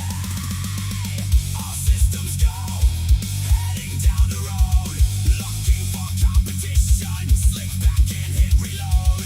No other looks slam, stands out alone. I'm a gearhead, bad to the bone.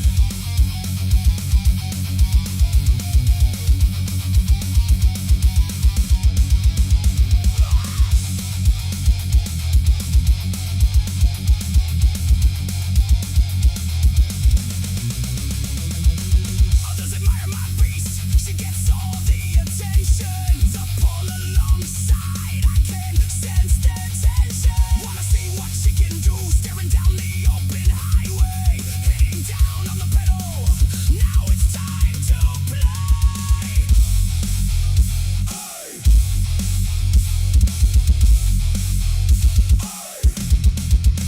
Smoke and dust left behind, another day of glory. Time to head back, another chapter in our story. Never lets me down, always at my side. Pulling into the driveway, admiring my bullet ride.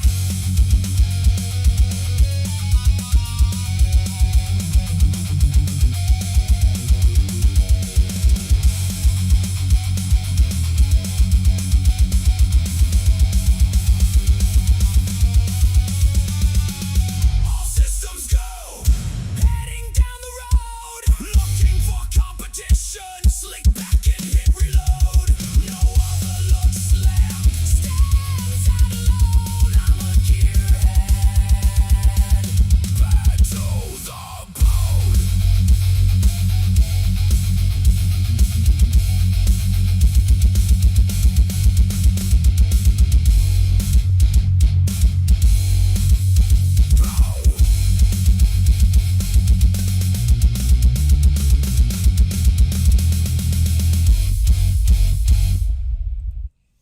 Gearhead.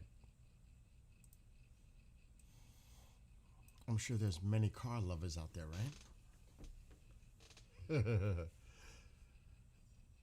So many of us are gearheads, no?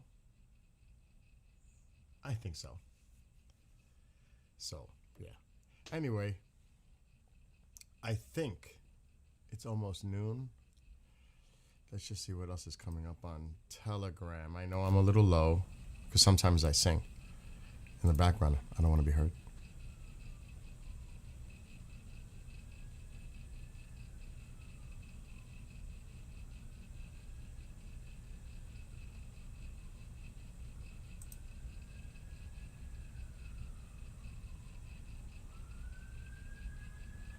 So this is coming out from the regime side right here. I'll tell you what it's saying. This is a release. Just now. And the chairman of Iran's Supreme National Security Council, confirms in a statement that Iran will not retreat from its current demands, whatever their current demands are. They just put that out, literally, 5 minutes ago, on here, on their media outlet, on Telegram.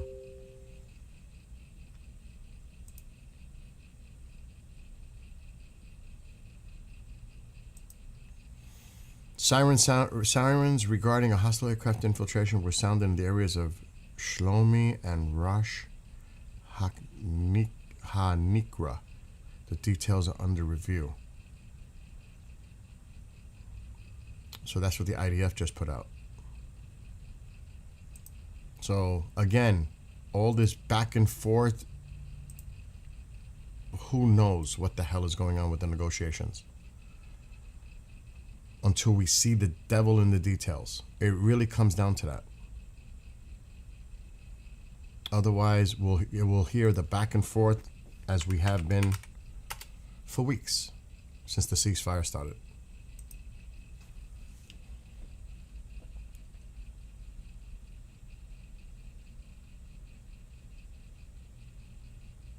And he's deflecting a lot on his social posts. He's deflecting a lot to Obama. Why is he so worried about the Obama deal now? You're going to try to convince everybody your deal is better? He's doing a lot of it.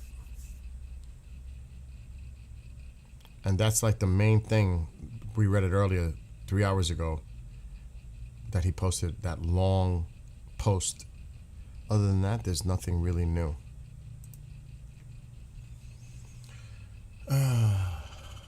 It is, Diesel. It is. Again, both sides are going to spin it, saying, oh, the negotiation's going great, whatever, until we see the details. We don't know. We just don't know. Maybe it's a great deal for the United States. We just don't know. Until they publicly make it available. Because if a deal is signed, not a deal, I keep saying deal, that's wrong. Memorandum of understanding, which means to negotiate, to make a deal. Allegedly a 60-day ceasefire extended. So it's just to meet. This is a memorandum of understanding on some of the points to be discussed during negotiations, which could last weeks, months, who knows? Only to be back here if Iran pulls out and says, we don't like it. We're not signing that. We're not agreeing to this. And we'll be back here 2 months from now, possibly. Think about that. But, meanwhile, the strait would be opened completely, allegedly. So that's the main focus here, remember, is to get the markets back under control. And you will see it respond. Oil is flowing again. Iran is making money again. Everybody's making money again. Countries are getting their oil. Everybody's happy. The markets start to calm down. Only while negotiations are going on. Then what happens if negotiations don't work out and Iran doesn't agree or the United States doesn't agree to sign a final deal agreement? Then what? Does Iran, now they're definitely going to be regrouping under this time. Allegedly, they have a new defense system. The arrow of some weird shit that took down a drone today, allegedly in the Persian Gulf. Again, all allegedly. They have a new system. What?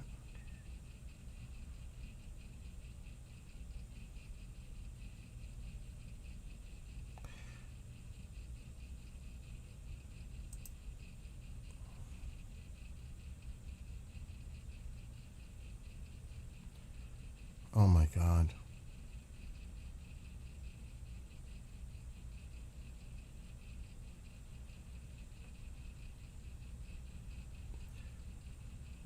I'm not even going to share that True Social post. Because it's like, my God, really? This is how you think? Just look at this. Obama, let's negotiate. I will blow shit up. Let's negotiate. I will blow shit up. I will blow shit up. Let's negotiate. Is this real? Is this like, does he really believe this? The threat of blowing shit up is making them cave to negotiate? Who looks like they want the deal more than the other side right now? Does it look like they are the ones that want to negotiate more? Or does this person want a deal so badly, let's negotiate? Let's make diplomacy work. Is this accurate? I'm not so sure about that, to be honest. That's his spin. Does he think by threatening to blow them up is bringing them to the table? They got the straight. You don't talk about the straight there. I want to make this clear. Before this whole shit started, there was not even the mention of the Strait of Hormuz being an issue. It was supposed to be about nuclear, proxies, missile development, the people of Iran. The Strait has become the focal point of negotiations now. Conditions to open it. That's the game changer in this equation. If there wasn't this game changer in the equation, Iran could have surrendered a month ago. Because you could keep hitting them and the regime and causing absolute chaos. If we had control of the Strait, they had no cards to play. So I don't get the spin on that, because you blew it. You blew it. You should have never got to the point where the Strait was going to be held hostage. It's under your watch. You made this happen. It's your mess to fix up now. However that happens, with a deal, sweeten it, whatever. If that's the way. Exactly, Diesel. The Strait is their nuclear weapon. It is their card. If we can open it, if it was that easy, this would not even be a negotiation. There's nothing to negotiate. It would be more like our demands you need to agree to, like surrender. But we don't hold those cards because of the Strait. Everything now that you hear about negotiations, about future nuclear negotiations and this and that and freaking unfreezing assets, when are they in the position to ask to unfreeze assets or sanctions? Because of the Strait of Hormuz. That's why. Because there are people out there that are desperate to get that thing open under any circumstances. And that's what I'm afraid of. At what concession are you willing to give up that you were not willing to give up at the onset because of the Strait of Hormuz? The Strait became the priority. Think about that. The Strait became the priority for negotiations. What does that tell you? It tells you everything. And again, spin is spin. Oh, but we're hitting them economically. They're ready to collapse. They were ready to collapse before the shit started. A lot of the reasons the people were protesting on the streets in the beginning is because of the hardships they were undergoing in the country itself. The people. You think the regime gives a fuck about the people? No. They care about survival. Themselves. And their regime supporters. And even then, they'll throw them under the bus if they have to really look out for themselves.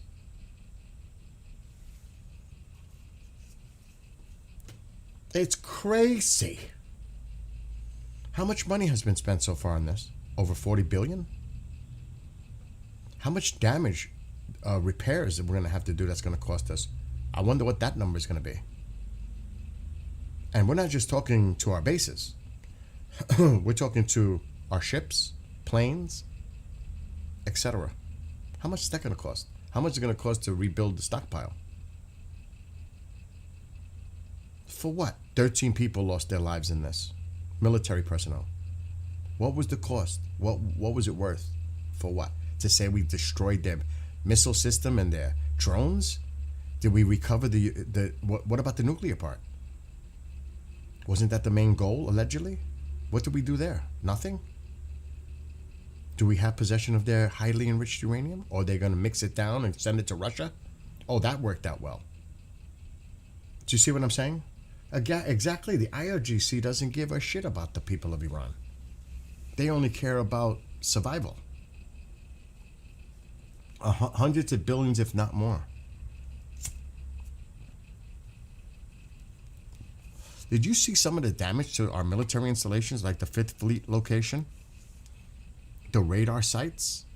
Do you know how much it's going to cost? I don't even know if are they going to rebuild them? Is there a plan to rebuild a lot of these bases that were hit? U.S. infrastructure, the bases there? How much is that going to cost? What's up, Danny?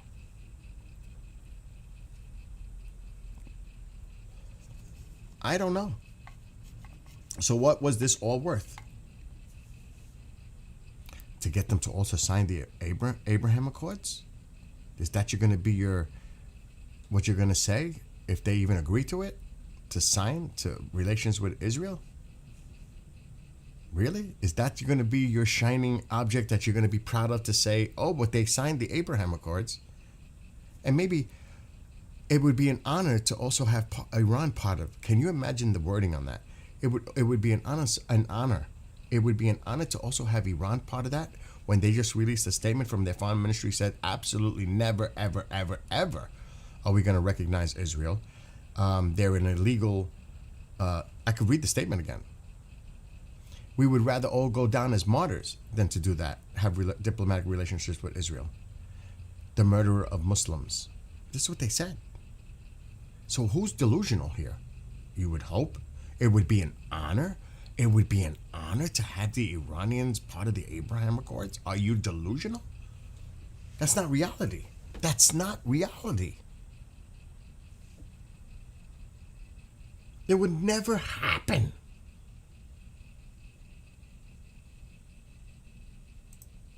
And I look at this, and that's why I get sick. It makes me like really, I can't believe it. I can't believe it.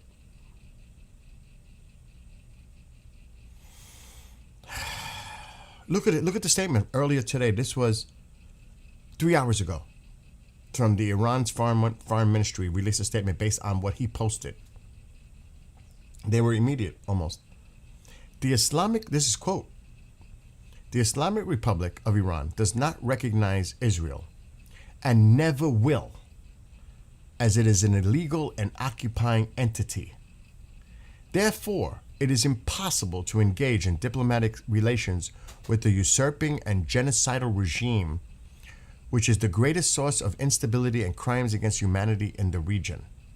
It would be better for Iran, which is a civilization that has existed for thousands of years, to be martyred in its entirety. That's what we're dealing with. People don't realize it. Tusi, I'm sure, mentions this, what we're dealing with. The factions in the regime that make it what it is. The government, you want to call it, of what it is. It would be better for Iran, which has been a civilization that has existed for thousands of years, to be martyred in its entirety, rather than to engage in diplomatic relations or any other relations with the killer of Muslims. What does that tell you? You think this shit's going to get better? You make a deal, a supposed deal, you think it's going to be all great, rosy? The Israel-Iran thing is never going to end. Neither is their proxy support. The only way that was going to maybe happen is regime change. And this bullshit about we took one level out of regime change and the core is still there. We see who's running the show, the IRGC. We don't even know about the mouse, Junior. It's just madness. It's madness. And they have this new thing that they're talking about. Iran air defenses shot down an enemy drone during a surveillance operation in the Persian Gulf. The drone was shot down with a new, they had time to regroup, I guess, and previously unknown air defense system, Arash the Archer. I wonder if the Chinese helped them on this, the Russians, God only knows. So meanwhile, while talks are going on, The Iranians are regrouping. Yeah, we're regrouping too. We've been regrouping. But so are they. It's just madness. It's madness. Yes, Navy Mom. Totally agree. Today, remembering all those who have fallen with heartfelt honor to all those who gave their ultimate sacrifice. Absolutely. Today's a holiday, but it's a somber holiday. I know a lot of people get together and have cookouts, have a great time, but remember what the holiday represents. Just what Navy Mom put in chat. Totally agree. I mean, it is a holiday, but people need to remember what the holiday represents. So that's where we're at right now. That's like the latest. The back and forth. Oh, a deal was going to be signed Friday, Saturday, Sunday, today. It's not looking like it's as optimistic as some. I don't know about the media because I don't pay attention to it, but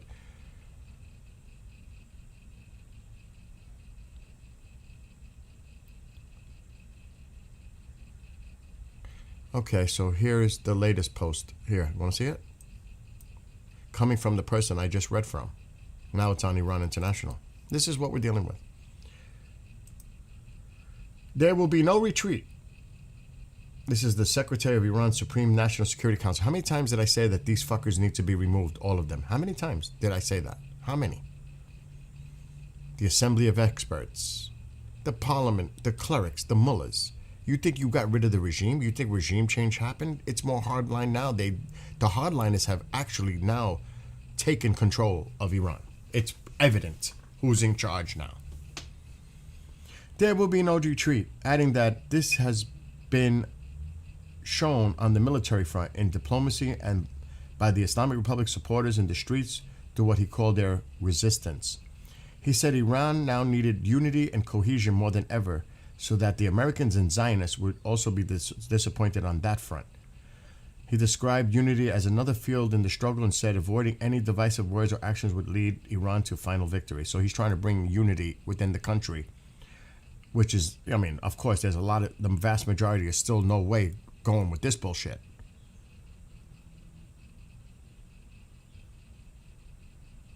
In his first public message, this is fucking madness.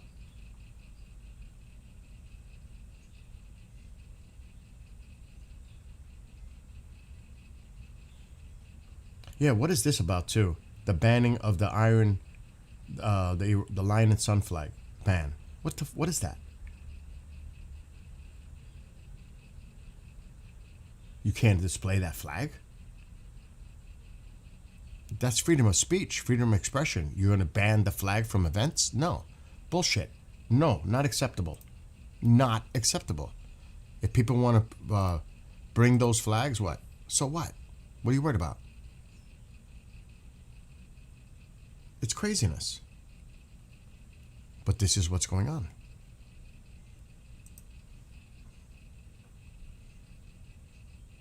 If sent to China, oh, so it's not going to Russia? Iran is ready to ship out highly enriched uranium stocks if sent to China. So it's not coming to the United States. I thought it was going to be Russia. Now the talk is China? And you know what else too, right? This is all hinging. If a deal doesn't get worked out, the uranium goes back to Iran.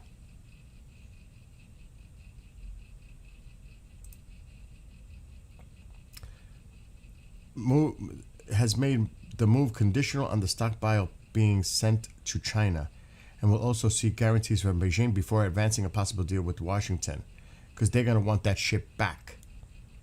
If deals fall through, they want their uranium back. That's if you trust this process. You trust this process of it going to China? Is the United States going to accept that? Is it? Really? So, yeah, that's that new system I was talking about. So, what the hell's going on? So, we're not going to get it. The dust, as it's called. We're not going to get it. The Chinese are going to get it. The Russians are going to get it. We're not going to get it. This is the shit that I want to see when this is all finalized, if it is. I want to see the details of this deal and what happens during the 60-day ceasefire as allegedly is being reported.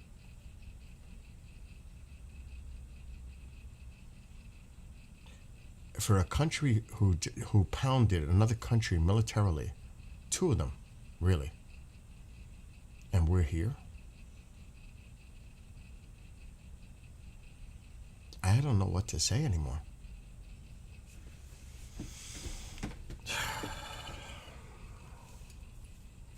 It's like I said, it's all about that strait. The disaster the strait became. I don't even want to look anymore. Like the latest satellite imagery is going on in the strait. Mosquito boats flying around all over the place. Mosquito fleet. That's what they're calling it. The fast moving boats. It's just been a disaster. And they're going to spin it as best as they can. You know that. And meanwhile, Russia is sending another tanker toward Iran right now. Where? Oh yeah, it's heading toward Iran. In the Caspian Sea. Oh, the Gulf is locked down, but not up here. This tanker is heading to Iran right now from Russia. What about that? What is Russia sending them? What's in that? It's heading to Iran. Iran. It's on the way. So something's going on. It's heading into a port to Iran right now. What about this? Everything's good up here? There's no blockade up there. And land bridges, trains, trucks, etc. There's a lot of activity happening up here between Russia and some of these other countries with Iran. Nobody's talking about that. Nobody has talked about it. I don't think. Nobody moving down here. They're all anchored. And I bet you any ones that we see, guess what country they're going to be? Chinese. Chinese are allowed to go through. You know that, right? The Chinese tankers are getting through. So it's, it's a lot of bullshit.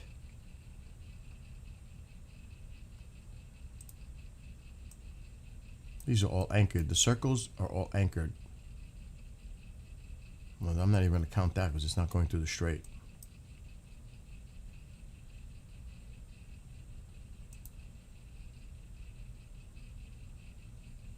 Okay, that's the one I just hit. So there's not much activity. This one, it's not even really stating it's not port not recognized. So that is to be determined. And I'm sure a lot of them have changed, shut off their locations. But there's nothing going on.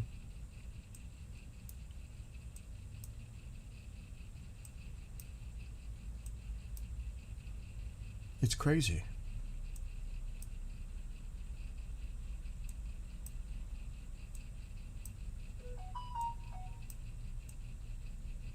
Unbelievable. Really. It's unbelievable. What are these? Fishing boats? We don't even know. These are showing up. Look at all of them. These are fishing, it says. These are Iranian.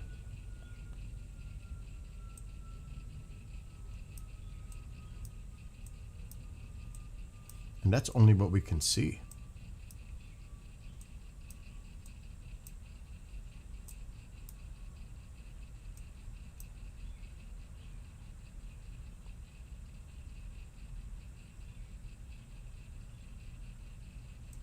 So I'm not, look at this, a cluster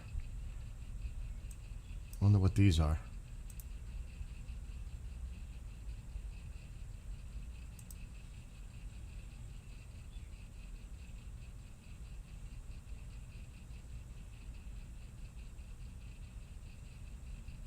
They're not really moving. They're anchored, some of them. These could be fishing vessels. It could be anything. But this is the problem. This is the main problem with everything that's going on right now. If it wasn't for this, we'd be in a different situation right now. Yeah, there is a lot of GPS jamming and spoofing going on. There's no doubt about that. That goes the same thing with flight radar. It's the same thing. But this is the problem. This is where all the negotiations are working around, opening this up. This became the issue.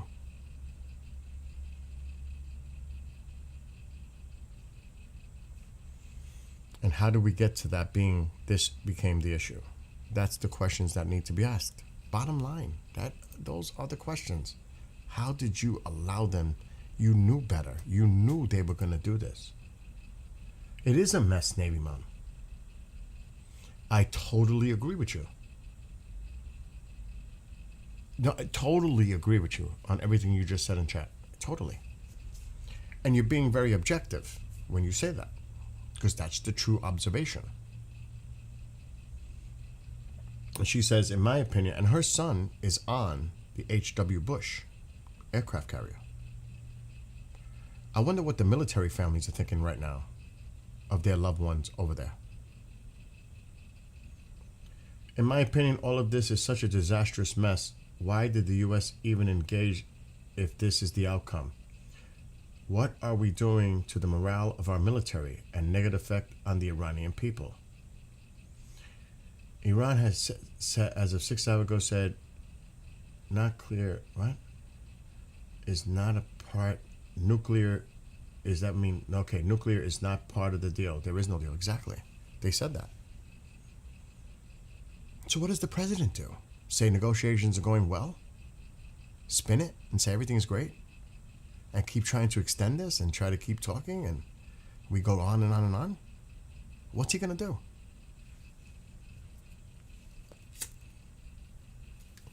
Now we see that the Iranians are talking about sending their enriched uranium to China?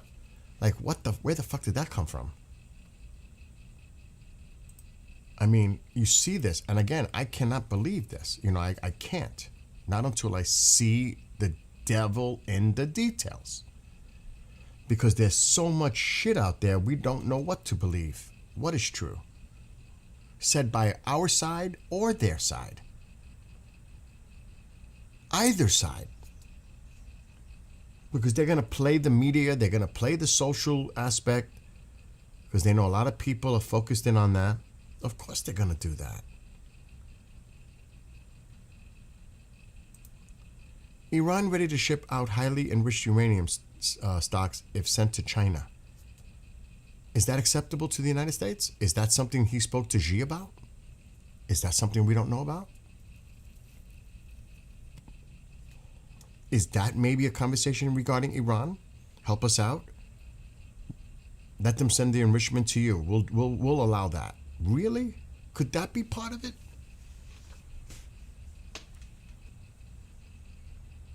This is craziness. In practical terms. And you know why they want to send it to China, right? Because like I said, if the deal doesn't work out, like the negotiations, because this is a memorandum of understanding. This is not about a deal. It's not about a deal. It's to negotiate the terms of those issues. It's not a deal. It's just a ceasefire. That's all it is. And while they negotiate, the terms of a deal to be signed at a later point could be months from now. But what it does is open up the strait immediately if Iran agrees to do that. And then the United States would probably stop their blockade. That's the trade-off. They stop, we stop. But We have to see about these underlying talking points. And if that's true, Iran is willing to ship out their highly enriched uranium to China, but if negotiations don't go well and Iran says, oh, fuck this deal, we're not going to sign this, they want their uranium back. That's why they'll deal with China or Russia. Not us. Forget about getting the dust ourselves. It's not going to happen. Most likely it's not going to happen. Well, we're going to send special forces in? Put all our personnel at risk on such a high operation? I don't think so. He's not going to do that. I do not see the president making that kind of a decision. Honestly. It's too high risk. And it's not going to be overnight. It's going to take days, if not weeks. With heavy equipment, security forces, digging, trying to retrieve what might be down there. This is bad. Bad. I can imagine how frustrating it is for the people of Iran. I can imagine. And all the rest of us who want the Islamic Republic to no longer exist. But see, the problem here in the United States, Danny, is the way it's spun in the media. Because a lot of people think that the regime is gone. There's been total regime change. I think there are people that believe that. That we took out the Supreme Mouse and a lot of the commanders and all that. But they think that we're dealing with new people here. We're dealing with worse people now. We're dealing with the IRGC now. And I don't know what the status of the mouse is. Is he cardboard? Is he real? I don't know. But the hardliners have obviously taken control of the narrative in Iran, which is worse. Because by all reports, his son is actually more crazy radical than his father was. If he's alive, he's worse. That's what people are saying. That the Mouse Jr. is actually more radical, extremist, jihadi than his father was. That's why the IRGC wanted him to be the supreme leader. This is craziness. So, like I made a video the other night when all the speculation was coming out about an alleged deal. I pray, and my thoughts and prayers go out to the Iranian people. Because you are going to suffer more. If that regime stays in power and they're emboldened, you will suffer more. That's the sad reality of it. This is not going to work out great for the Iranian people that wanted freedom and regime change. And I don't know at some point if they're able to rise up. And maybe secretly, if there's a deal made, there maybe still weapons being sent in on the ground. Maybe they have them already. Based on what the president even admitted, he uses the word Kurds, but there are other people that say it isn't the Kurds. There are many factions that identify themselves as Kurds, but they're not really Kurds. But when you try to smuggle weapons, when the early days of the protests were happening, and they don't get there because they were kept by the alleged Kurds, that's not good either. That's a big oopsie. Nobody's paying much attention to that, but they should. There should be investigations on that, just like they investigate everything else. What happened to those weapons? How did that happen? Who is responsible for that? Who took part in these operations to smuggle? What kind of weapons were being smuggled? Long arms? Exactly what? And they kept them? Nobody talks about that. What kind of a shit show that is. You bet that's another psyop? The president admitted it himself. He says, I could pull it up, the statement he made about that. That's out there. He admitted it. He's very disappointed or very upset with the Kurds for keeping the weapons, and we're going to look into that more. Oh yeah, you're going to look into it more, right? He said it. He said it out of his mouth. I'm not making that shit up. I mean, he said that.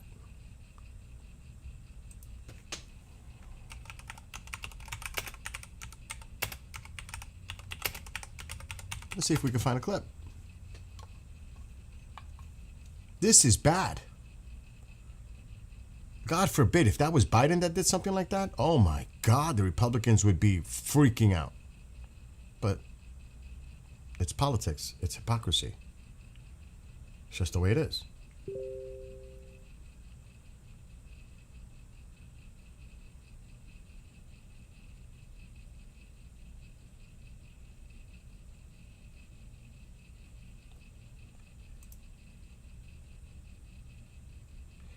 So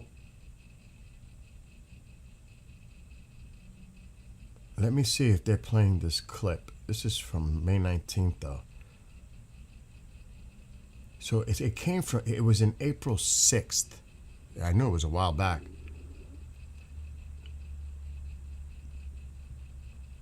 President Trump has now said this twice clear intelligence that the weapons were diverted.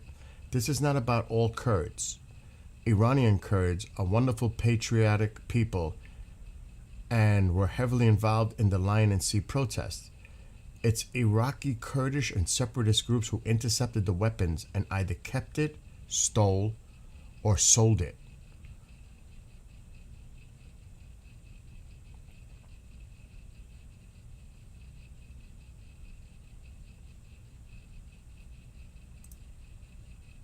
Let me see if this clip says it. It might. I don't know why I'm not hearing anything. Why is it silent? The clip is not working.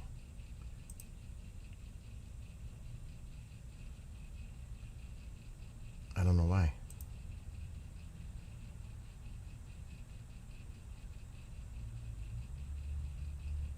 It has him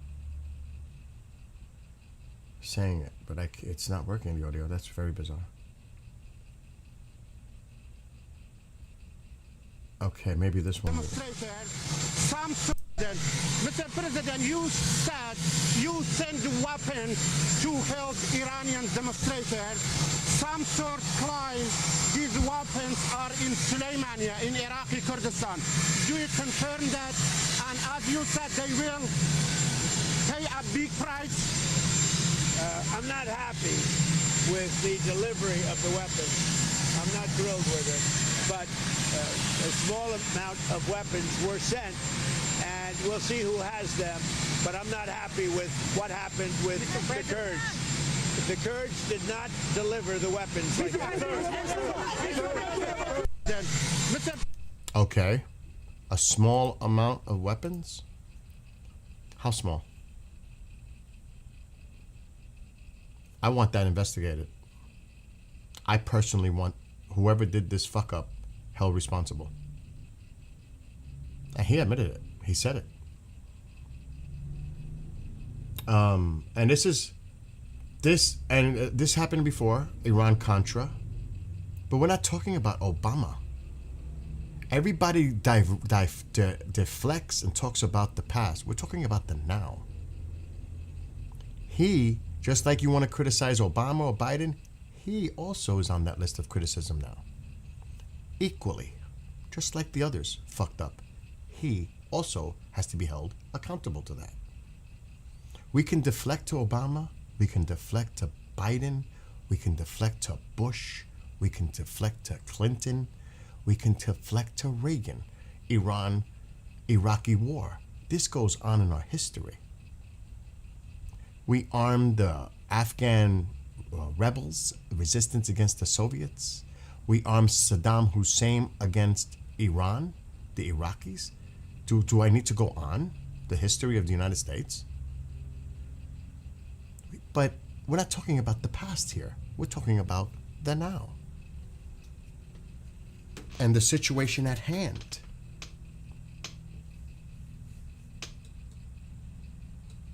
What Obama did is absolutely, it's grotesque, and Biden.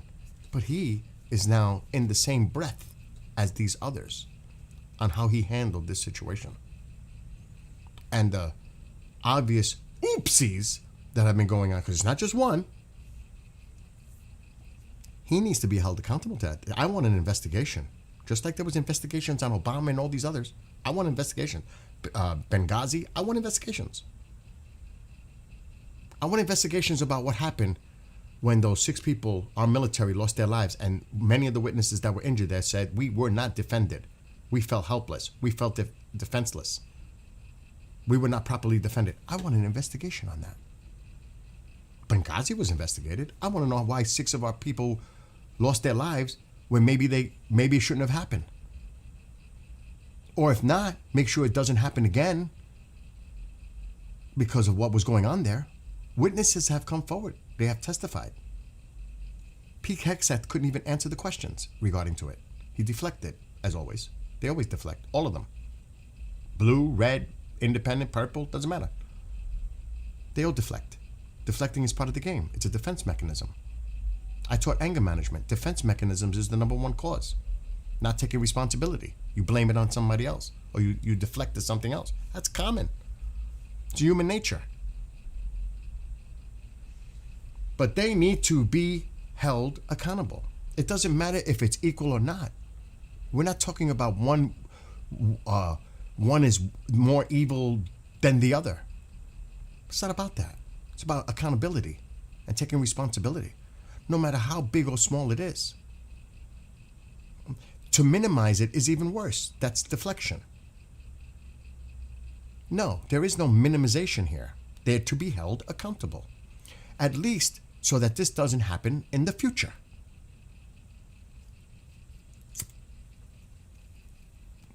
It doesn't work that way. Oh, because it wasn't as bad as what the other ones did, it's okay. No, it's not okay. It's never okay. Especially when 6 people lost their lives. A lot of this that's been going on is just half-ass. Now the Strait of Hormuz is the point of negotiations. For this whole campaign, it's come down to the Strait of Hormuz being the issue for negotiations and a ceasefire. It's crazy. It's crazy. We can't allow to turn our head sideways because we think it's less of an issue. It's all an issue. People lost their lives. Our military personnel lost their lives. It's not a small issue. 1 death is too many. 1 casualty, 1 injury, all that based on what? For what? To brag that you destroyed their navy and military and all that? Bragging rights? Is that what this is about? You didn't even... The nuclear issue doesn't look like it's going to get resolved. Wasn't that like the main talking point? Their proxies? The people of Iran? Now it's all about opening up the strait to bring the markets under control and global oil flow. That's what it's come down to now. It's come down to money.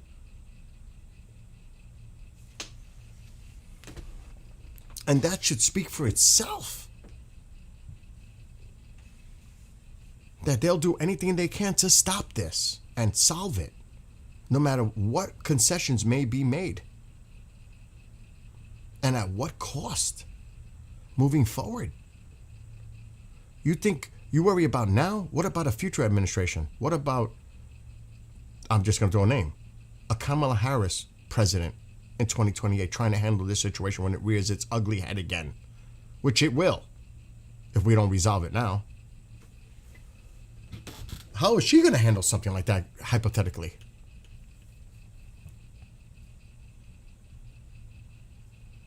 I don't know. This is why this is so important right now.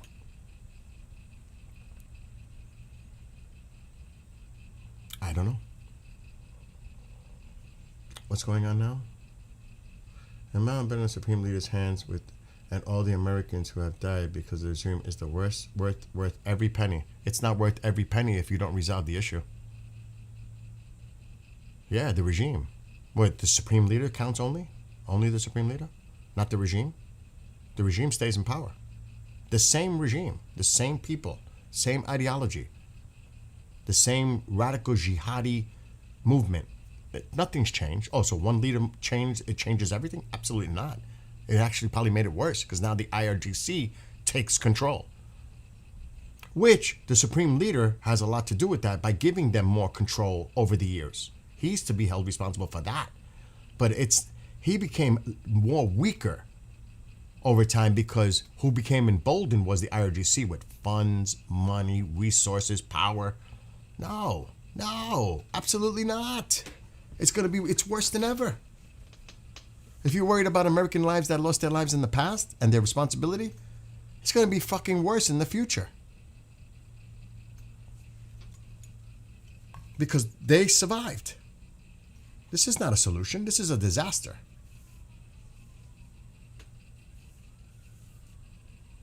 And it's a disaster for the Iranian people.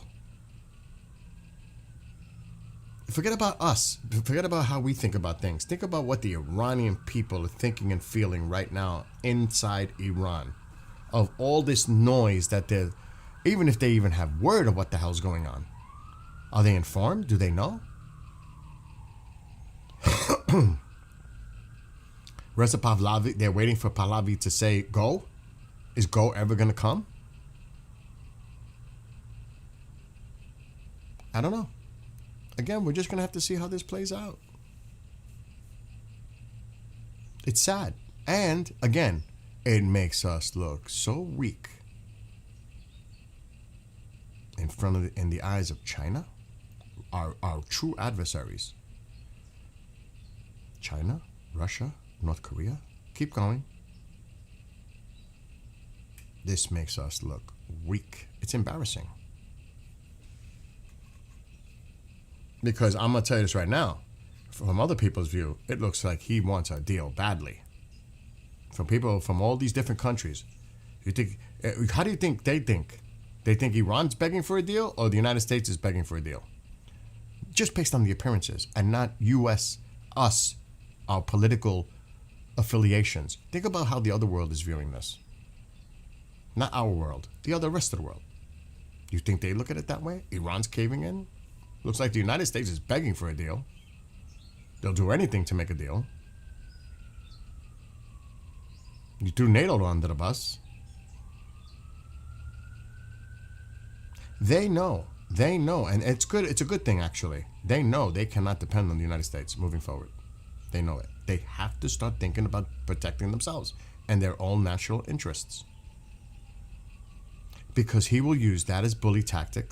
If you don't help us, you're going to pay. That's his way. If you don't help me, I'm going to make you hurt. It's like blackmail. That's his way of policy. So same thing with the tariffs. That's his way of doing things. Bully tactics. You think that shows respect to other countries? You think they respect us when we do things like that? Honestly? Do you know how long it's going to take even to try to rebuild relations based on this stuff going on now? Because they look at the United States. 1 year, they elect this person. Now in 4 years, we will have this person. Maybe it'll be the same person or the same party. The United States' word is unreliable because when this administration's in power, they say this. Then when the next one takes over, they back off on the things they agreed upon on the other administration. So how do we even see the United States as a reliable, steady partner when they're always changing? One thing that's not changing, China's drive to become the superpower and the global influence. Meanwhile, we're fighting back and forth with each other. They're all based on a common goal. Global dominance. They don't have these issues. They do have an economic, they do have certain issues too in their country, of course, internally. But they don't have the bullshit that we do. They're catching up to us with all the nonsense that we do. They love it. This is an opportunity for them to even get catching up to us faster. Oh my God. But people don't think of it like that. They think of it rah-rah, political. It's not for the best of the country. If you're not going to be alive in 20, 30 years, you may not have to worry, but you're not concerned about your children's future or your grandchildren's future? The state of America, state of the United States, with all the things that are going on? It should. It should definitely alarm everyone. because it's dysfunctional. And how long can this dysfunction survive? And will it get worse? By all looks and appearances, I think things get worse than before they get better. To be honest, as far as that's concerned. So you could look at this in many ways. Many ways. I mean, you fuck the rest of the world. You can't just be truly an isolationist country, because you will be weakened over time, becoming an isolationist country. Nationalism is one thing. Isolationism will not work. It's not going to work. Trade alone won't work. That's not the way it works. So you can say fuck the rest of the world. It's easy to say. There are consequences to that. And we may not feel the ramifications of those consequences, but I bet you down the line it will be felt.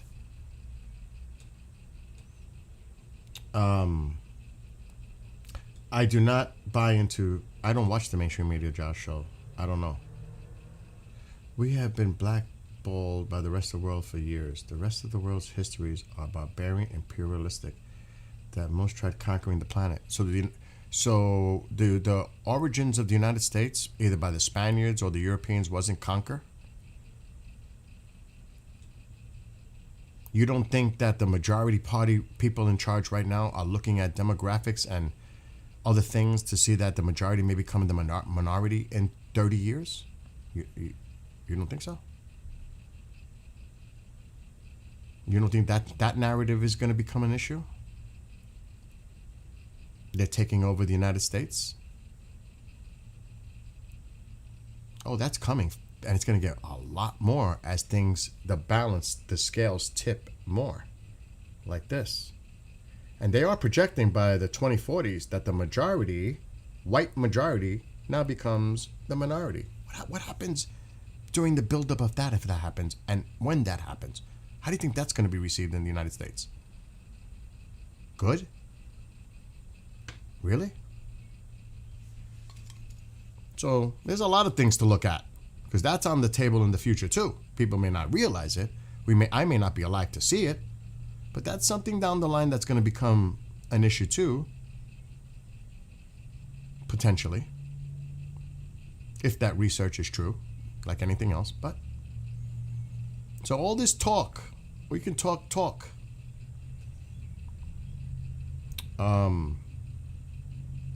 We got it. Let's just see. I tell the farmers how they feel about their soybean market right now. And China's been going to, I think, what was it, Argentina or Brazil? One of them.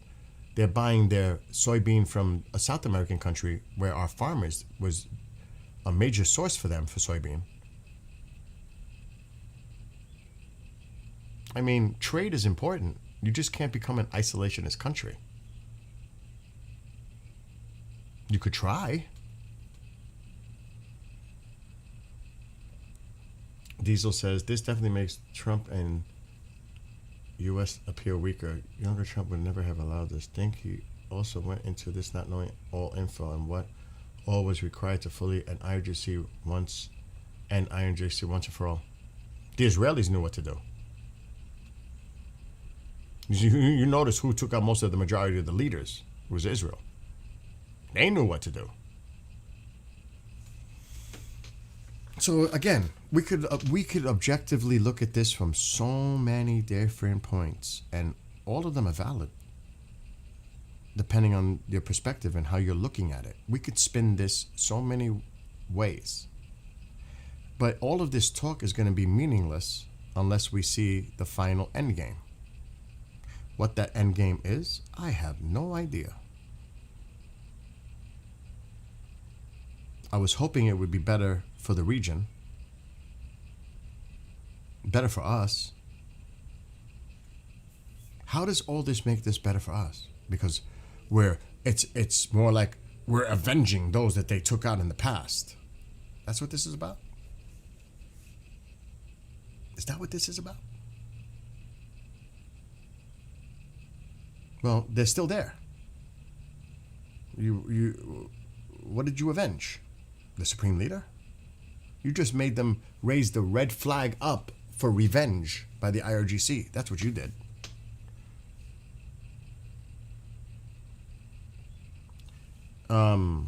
Israel is stepping in and making allies that were once strong allies with the U.S., such as the U.A.E. But they have to. And I agree with this part. The U.S. has been the world's police for too long. These countries need to find ways to defend themselves. And yes, we can make money by selling arms to them like we always do. The Saudi deals, $400 billion, whatever it is. But they need to fend for themselves. And I think after this, they sure will. You don't think that they're going to go through this again, right? In the Arab countries? You know they're going to try to arm themselves to the teeth for any future provocation by Iran or attack. You know this left them very vulnerable. And yeah, they're working on other ways to get the oil not to be dependent on the Strait of Hormuz or the Persian Gulf or the Gulf of Oman. They're going to find other ways to bypass via pipelines or via other ways.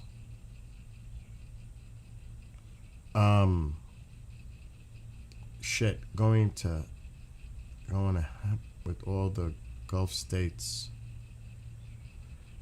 With IRGC digging out sites, this makes it so we expend so many munitions once again. Yes. They actually released photos of how they uncovered and rebuilt installations already. It's fucking insane. So what do we got to do? Clean up again? And do we believe that we took out 85% of their missile capability and whatever drone? Do we believe that? That's what we're being told. That doesn't make it true. Just because we're being told that doesn't make it true. You want to believe. I want to believe. That doesn't make it true. I need the facts. I need the data. Just because you tell me something doesn't make it true. Especially with a history of exaggerations.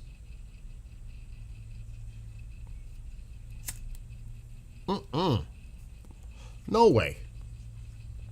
Saw the updated satellite photos from their sites. You saw it too? I seen it too. I was like, and I don't feel like looking for them now. It is crazy how they have able and how fast they did it. It's crazy. But then when was the ceasefire first announced? It's been over a month. How long has it been? Alexa, when did the ceasefire happen in the Middle East between U.S. and Iran?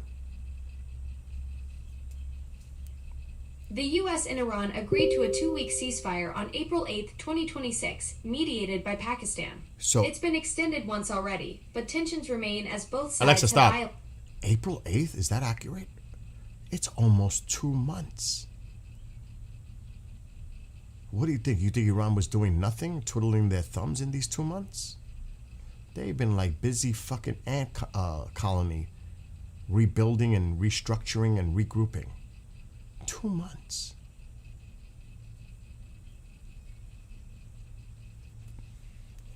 Oh my gosh. Maybe 80% with all the ones blocked, but once the regime accessed those sites, the number drops significantly. Yeah, because they're still buried underneath these missile cities until they get access to them again. And you know they probably hid quite a few launchers in them too to protect them. Like Tusi says, they come out, they fire, they go back in. That's what they were doing. They come out, fire, try to get them back in. The United States hit the tunnel entrances because they couldn't penetrate through these granite mountains. They were not stupid, the Iranians. They've been developing this for decades. They didn't just build these overnight. They knew exactly. That's why we're trying to create right now a nuclear bunker buster. It's in the works. I don't know if there's any publicly known to exist, but they are working on them. Hoping that might destroy it once it penetrates. A high yield explosive underground, nuclear. But it's underground. So, and you don't think Iran, after all this, is going to secretly, definitely rush to have a weapon? You'd be naive if you think you can monitor everything that goes on in that huge country and you don't think they're going to. I don't even know if they may have one now. Remember, in the beginning, Besant went on TV and says Iran is a week away from developing a nuclear weapon. A week?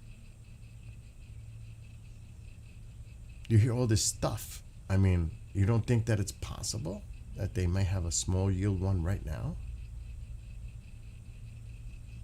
I'm not saying they do, but what if they do? I don't know. You know they're going to want one. And if they get one, oh God. It's like, remember? Hold on. When we hit Natanz and Fordow, their nuclear program is going to be gone for at least 2 years.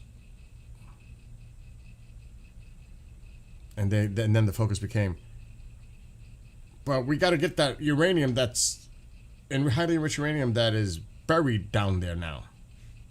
We destroyed their facilities, which they have been rebuilding, by the way. We destroyed their facilities, and they're 2 years away now. We set them back years. So if that's the case, why is there such a rush right now? And some people saying they're weeks away, 2 weeks away, 1 week away. I thought it was 2 years. What happened? I remember the satellite imagery of the trucks going. Like, if the Iranians knew that the United States attack was imminent, you don't think they would move stuff? You think they're just going to let it sit there waiting for it to be targeted? Really? You believe that? Do you? Would I do that? Would you do that, knowing that shit's about to happen? The United States is talking about hitting on nuclear facilities. You don't think that shit? We still have time. We got to try to get this shit out of there. And remember the satellite imageries, never proven to be whether they did or did not. But there were a lot of trucks, and they were doing something. Satellite imagery picked that up days before. I'm not saying they were able to get some out. And remember, the report from the IAEA clearly states that's only the enriched uranium that is accounted for. The language matters. There's stuff that they just don't know what Iran has. Because after we pulled out of the JCPOA, and the Iranians still tried to hang in with the EU and Russia and etc., by 2021 they said, fuck this, you're all out. The monitoring equipment is bye-bye. You're not going to surveil us anymore. For 5 years, we don't know what the hell Iran's been up to. That's in the report. And what two names were on that report? Fordow and Natanz. And wow, coincidence. Those are the two we hit. Midnight Hammer. Wow, what a coincidence. The report was May 31st of last year.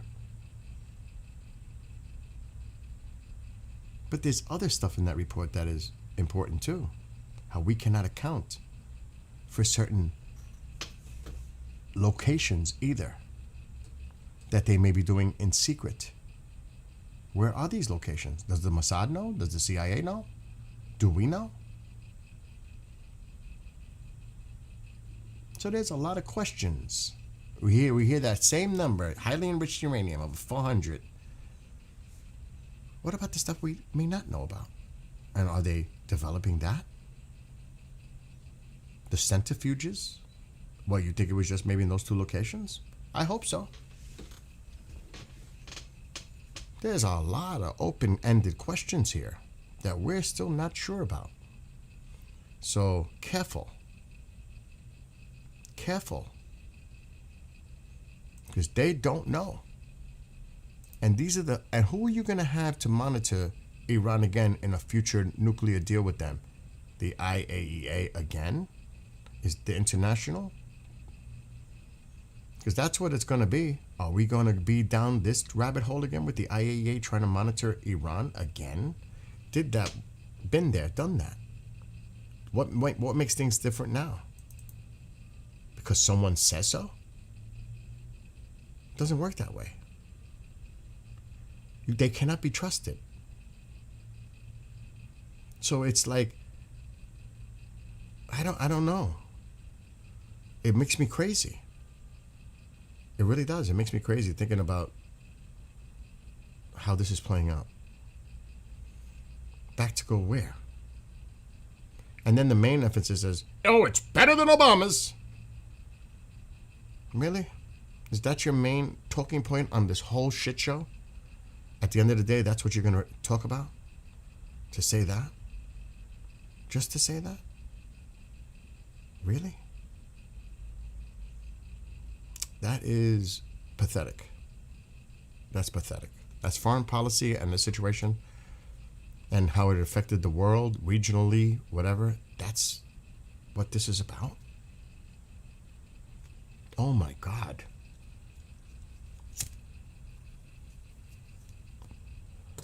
Like I said, this is something that is really, really of major concern moving forward. I'm trying to find the document. I know I have it. It clearly says it. The final report. It clearly says it. And this is what they based a lot on it on.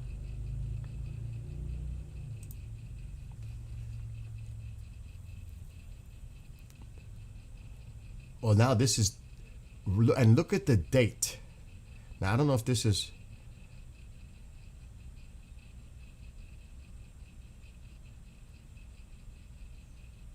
this is what made the United States and Israel freak out.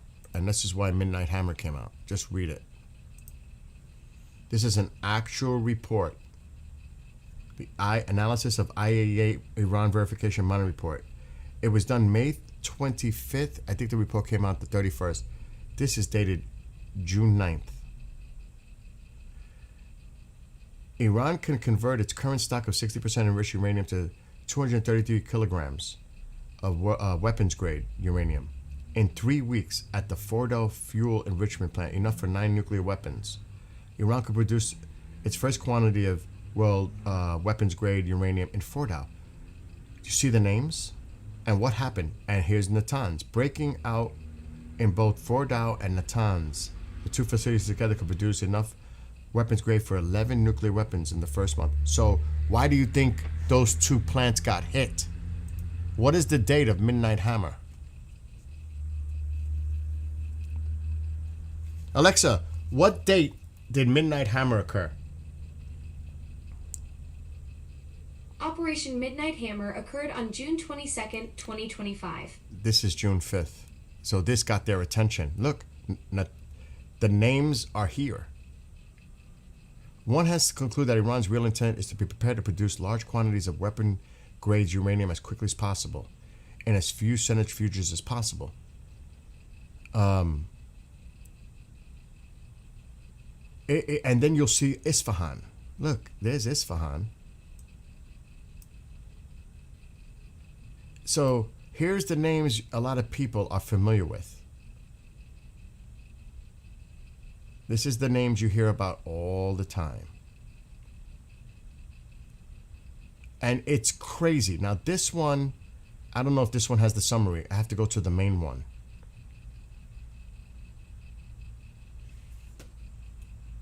Iran total and centrifuges by date. And if you believe it or not, after they pulled the plug from the JCPOA, the Obama deal, look how it skyrocketed. It was here.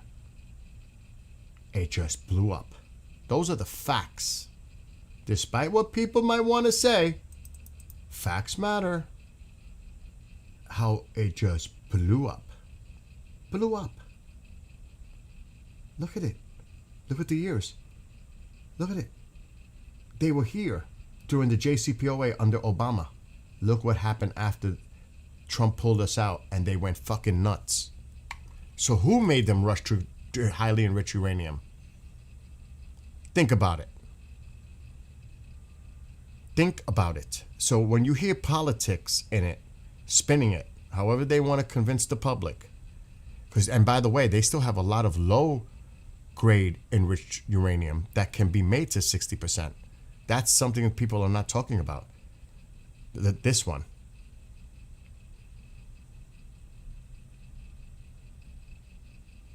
So they have that too. Look how low it was before under Obama's JCPOA. And when we pulled out, look how they went fucking nuts. These are the facts, despite what you might hear in the public. And you could see the names. Remember, this is June 5th of last year before Midnight Hammer. You could see where the concern was. And they seen these reports.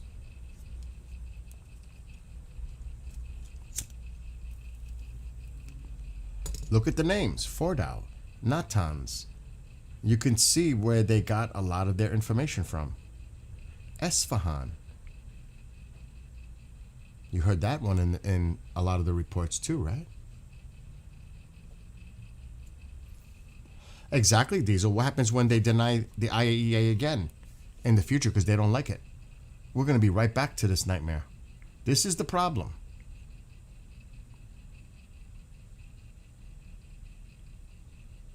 See? Because Iran no longer allows the IAEA to monitor its manufacture and assembly of advanced centrifuges. It has been stockpiled. It has been stockpiling advanced centrifuges without the IAEA's knowledge. A shortcoming of the IAEA regularly, can't even speak right now, acknowledges. This is the bullshit that the spin that's out there to the actual data that's actually out there is insane when you look at the true reports. It's crazy. And we're supposed to trust them? Really? Come on now. Stop it. Look, this is insane. But remember, this had to do with the three main plants that we focused on with the Israelis. Natanz, Fordow, Esfahan, which were hit. De-designation of inspectors. Look, the IAEA's efforts to verify Iran's nuclear activities, particularly in its uranium enrichment activities, continue to be seriously affected by Iran's decision to withdraw the designation of several experienced enrichment inspectors. They threw them out. And the surveillance equipment got disconnected. And it might mention about that too in here. So it didn't help when they withdrew. Look, Iran over the several years used the withdrawal of the designation of experienced inspectors in such a way that it undermines the agency's ability to conduct effective and efficient safeguards. The repeated removal of the designation of experienced inspectors with little or no notice has a detrimental effect on the planning, implementation, and effectiveness of safeguards in Iran. While removing the designation of inspectors is formally permitted, Iran is a notable outlier for frequency and rationale which it withdraws these designations. And this doesn't even talk right now about the monitoring equipment that was in these in these facilities. Just think about that. Just think about that. Take a minute to really absorb that. That's just one. You got to see the other reports.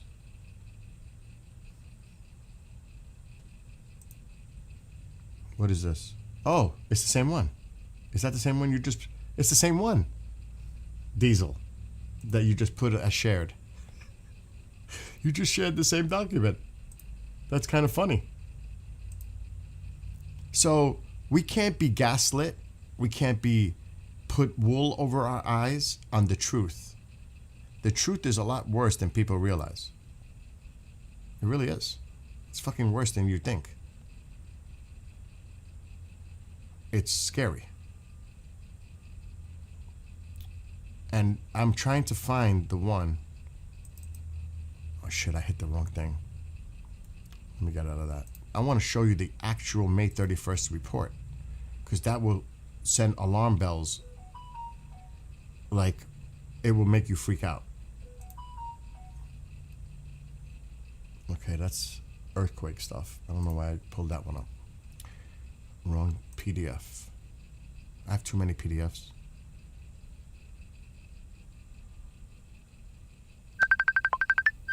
I can't pick that up right now. Hold on. Jesus Christ. Race, wait. I'm trying to pull up a document. But happy Memorial Day if you're watching. I don't know if it's this one. I think this is not the right document. Let me see. Open with Firefox. Oh, he wants to take the station. Shit. Let me do that quick.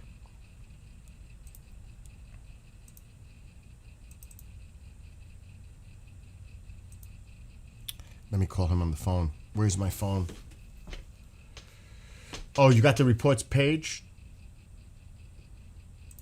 Oh, you were sharing it for everyone in chat. You might make it easier for me to pull up the actual document.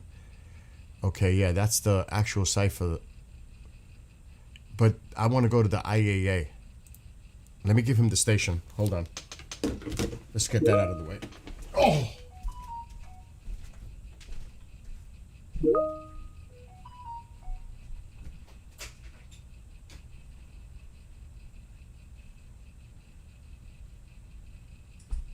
And by the way, right now, the president is giving the Memorial Day address at Arlington. Okay. He's texting me like crazy. Oh my God.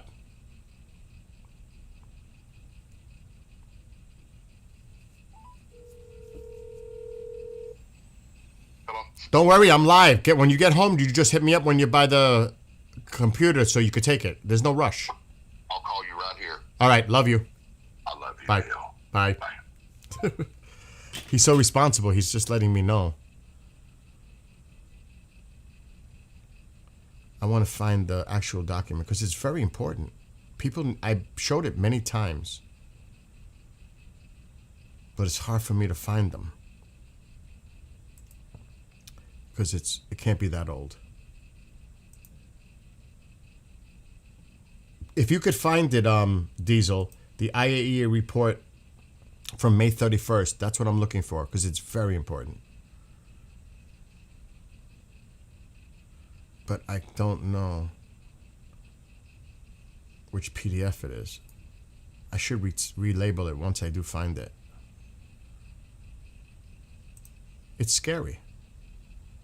I don't, oh my God, GE Appliances. What the hell is this one? Okay, I have to really look carefully because this is not easy to find. And I don't remember when I downloaded it. It might have been when all this shit was going on after Midnight Hammer or before. No. That one's not it either. If you find it, May 31st, you found it? The IAEA? This is it. I'm downloading it again. This is it. You got it. You found it. Thank you. You got it. I had it. Do I want to replace it? Yes. I had it. It was listed as Gov 2025. Yeah, you found it. This is it. There's two of them, though. There's a non-proliferation treaty one. How they've been fucking with that for decades. 4 locations that we don't know about. Matter of fact, I should pull that one up first. Oh, this is it. This is the NPT one. Find the other one.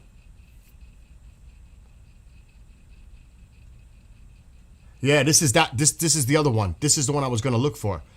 Find me the other one. The actual one about the report of Iran. I'll have it because now I know what the file's called. But these are those 4 locations. Copy or voucher of the 4 locations. They don't know what the hell was going on. They don't know where it went. They don't know what happened there. They don't know what was removed from these locations. They were testing. And remember when people said, well, Netanyahu said 20 years ago, 25 years ago that Iran was possibly building a nuclear weapon. Yeah, because of this. Because of this. And they have no idea what happened to the materials at all, or the equipment. Nothing. Zero. If you look at it, it was at a 2024 meeting. It was first referred to in June of 2024, the meeting of the board, the IAEA, and the non-proliferation. In connection with alleged nuclear-related activities with the possibility of concealment effort due to the demolition of buildings at that location. Iran stated that no nuclear material declarable in accordance with the agency's safeguards was present, and that no nuclear material or nuclear activities related to fuel cycle were carried out. But to the contrary, the agency concludes that approximately 10 kilograms of natural uranium metal, which has been declared by Iran, was available, blah, blah, blah. There's a lot of shit. Iran did not provide answers to the agency's questions regarding this location. The agency conducted additional verifications, having all exhausted available safe measures, and with no further questions beyond those to which Iran had not provided any response. The Director General reported to the board on March 5th, 2022, that the issue would be considered no longer outstanding at this stage. Does not mean resolved, because they didn't get no answers from Iran. They have no fucking idea. These 4 locations. 4. And it goes through all 4. Marivan, Varamin, Turkozabad. What about all the stuff that happened here? We have no idea. Unaccounted for. 0. What you hear is only the things that are accounted for. That's it. There's stuff that we don't even know what the hell is going on in Iran because they never comply. So we're expecting them to comply again and not do shit on the down low like they've been doing for decades? Really? Really? They desanitized. Other examples of limited cooperation of Iran. Oh my God. It's just, this has to do with the NPT though, the non-proliferation. Overall, assess summary. While Iran continues to cooperate with the agency on matters of routine safeguards implementation in a number of respects as outlined in this report, and cooperation with the agency has been less than satisfactory. In particular, Iran has repeatedly either not answered or not provided technically credible answers to the agency's questions and has sanitized locations as listed in this report, which has impeded agency verification activities. The withdrawal of the designation of several experienced inspectors, we heard about that just a few minutes ago, we were reading about it, didn't help, was also not in line with the required spirit of cooperation. Extensive consultations and exchanges, most recently on the 28th of May 2025, including at a high level between the agency and Iran, have so far not resulted in the agency receiving from Iran technically credible answers regarding the nuclear material at these 3 locations. What happened to it? Where is it? Where did it go? What was it? We don't know. It's not accounted for. Thus, that number that you hear has nothing to do with the stuff that's unaccounted for. How's that? What is it? Where is it? Where did it go? It's not in Natanz and Fordow. It has never been declared. They've never answered to it. So what? Where is it? What was it? This is why people need to understand what's really going on, not just based on the bullshit you might see in the media or being told by individuals, because it's not what's really going on in the behind the scenes. There are major concerns here. Therefore, at present, and this is last year, this was written last year before Midnight Hammer. Therefore, at present, the agency concludes that Iran did not declare nuclear material and nuclear-related activities at 3 undeclared locations in Iran. Because of the lack of technically credible answers provided by Iran, the agency is not in a position to determine whether the nuclear material at these 3 undeclared locations in Iran has been consumed, mixed with other declared material. You hear what Iran's trying to say, they'll mix it down, or are still outside of safeguards. We just don't know. How about that? How about that? So you sure? You sure Iran isn't trying to develop something right now with stuff that we're not aware of? You sure about that?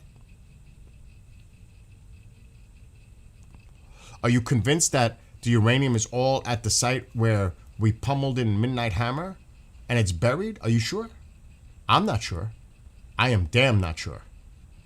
Not based on actual investigative reports by the International Atomic Agency, the IAEA, the same people that you're going to put in place to verify that Iran follows any deal made now.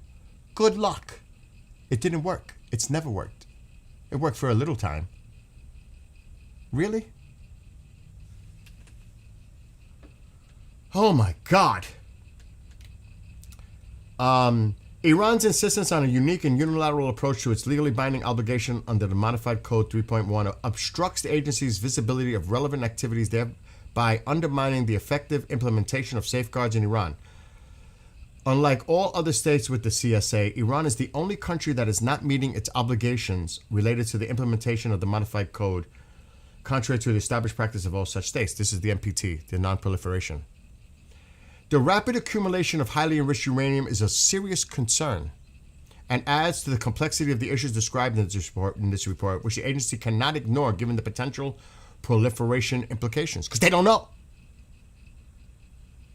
In light of the above assessment, the Director General reiterates his urgent call upon Iran to cooperate fully and effectively with the agency. Unless and until Iran assists the agency in resolving these outstanding issues, the agency will not be in a position to provide assurances that Iran's nuclear program is exclusively peaceful. What about that? Tell me what about that? Forget about the enriched uranium you all hear about. What about this? That's not important? All right, you just gave me the main page, but now that's going to be hard to find it. It's going to be hard to find it. It's because we got this must be it, the 2020. This might be it. But this is the MPT. This is not the one I'm looking for. We just read this one.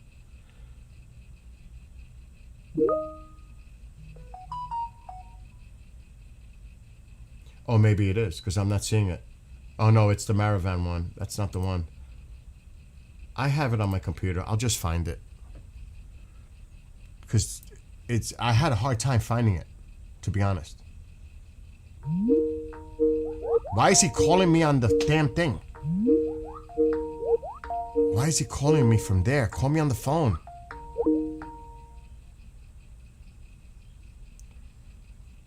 Let me see if I can find it.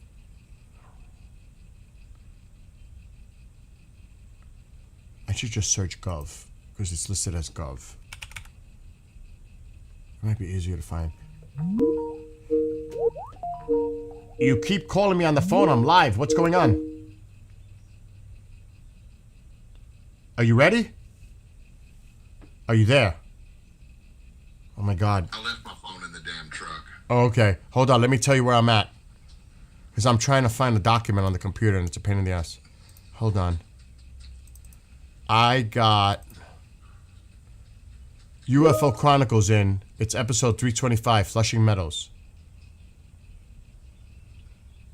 How much time left? 3538.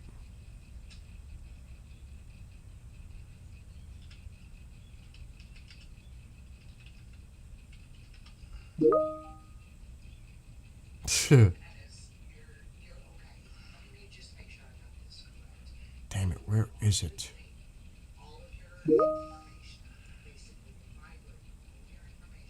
Okay, drop it in 5, 4, 3. Go. Take it. You got it? Got it. Cool. What are you doing? I'm getting ready to go out and barbecue. You're doing something today for? We're cooking out this evening. Really? Robin are both gonna be working today. Oh, okay.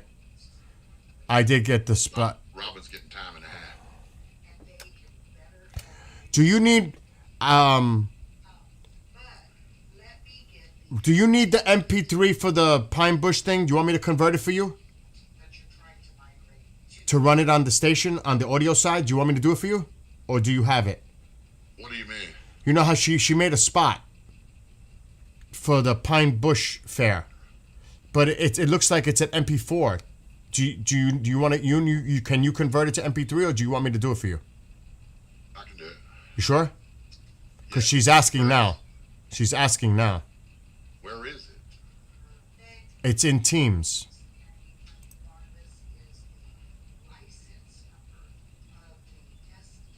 You see it? It's an MP3, Pine Bush UFO Fair. See it? Speakers.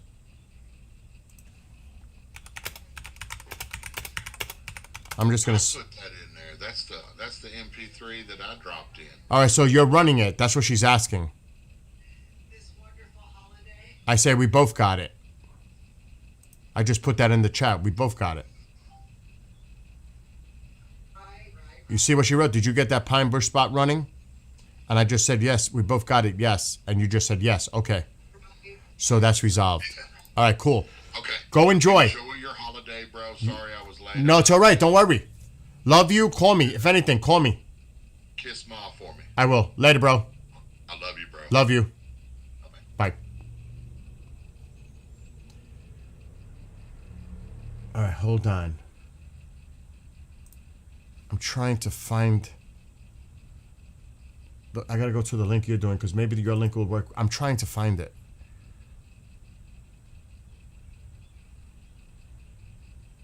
Maybe this is it. I got to go at the bottom. That's one of them. But we can talk about this one. That is definitely an important one. Diesel, thank you for putting that in there. That's an important one. Let me see if it's saved on my computer. Okay. I already had it, but it's all right. I'm glad you made it easier for me because now I don't have to go search for it. So this talks about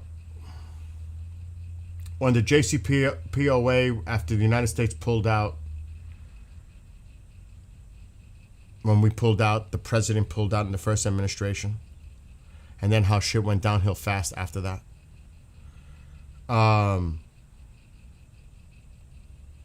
Because they still were trying to stick with it.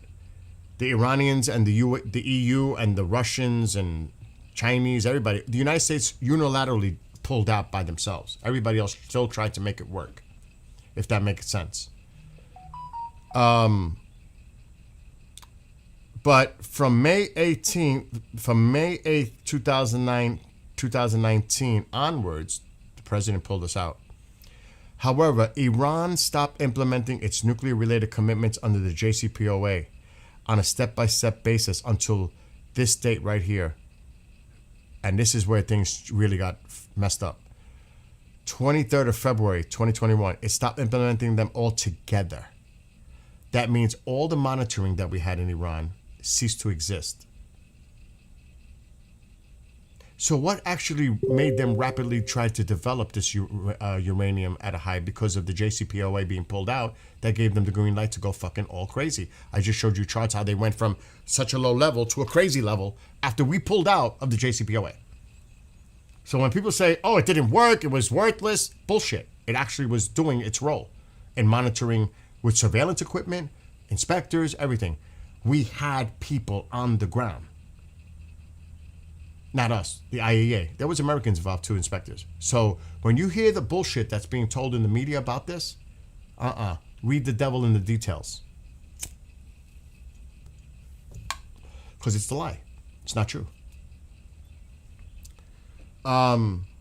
This has seriously affected the agency's JCPOA-related verification and monitoring activities. The situation was exacerbated in June 2022 by Iran's decision to remove all the agency's JCPOA-related surveillance and monitoring equipment, as a result of which the agency lost continuity of knowledge in the relation of the production and current inventory of centrifuges, rotors, bellows, heavy water, and uranium ore concentrate, which it will not be possible to restore.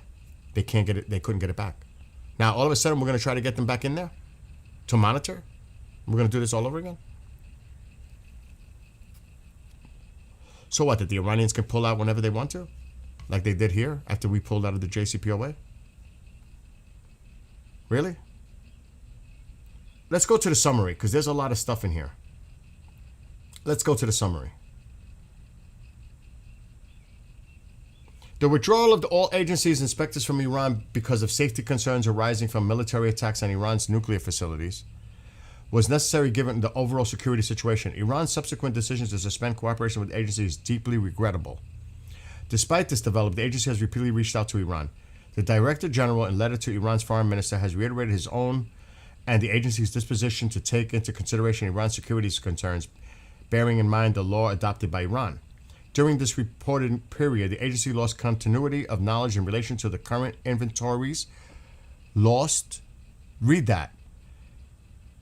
Lost continuity for 5 years of knowledge in relation to the current inventories of Iran's nuclear material in Iran, including low enriched uranium, which can be then made into high grade, and high enriched uranium, which urgently needs to be addressed.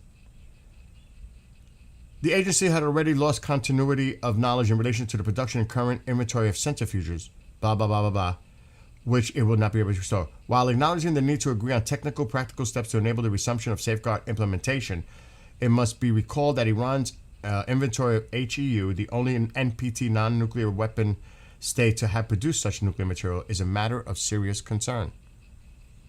The agency has not had access to verify the specific nuclear material in Iran for over 2.5 months, which means that its verification, according to the standard safeguards, is overdue.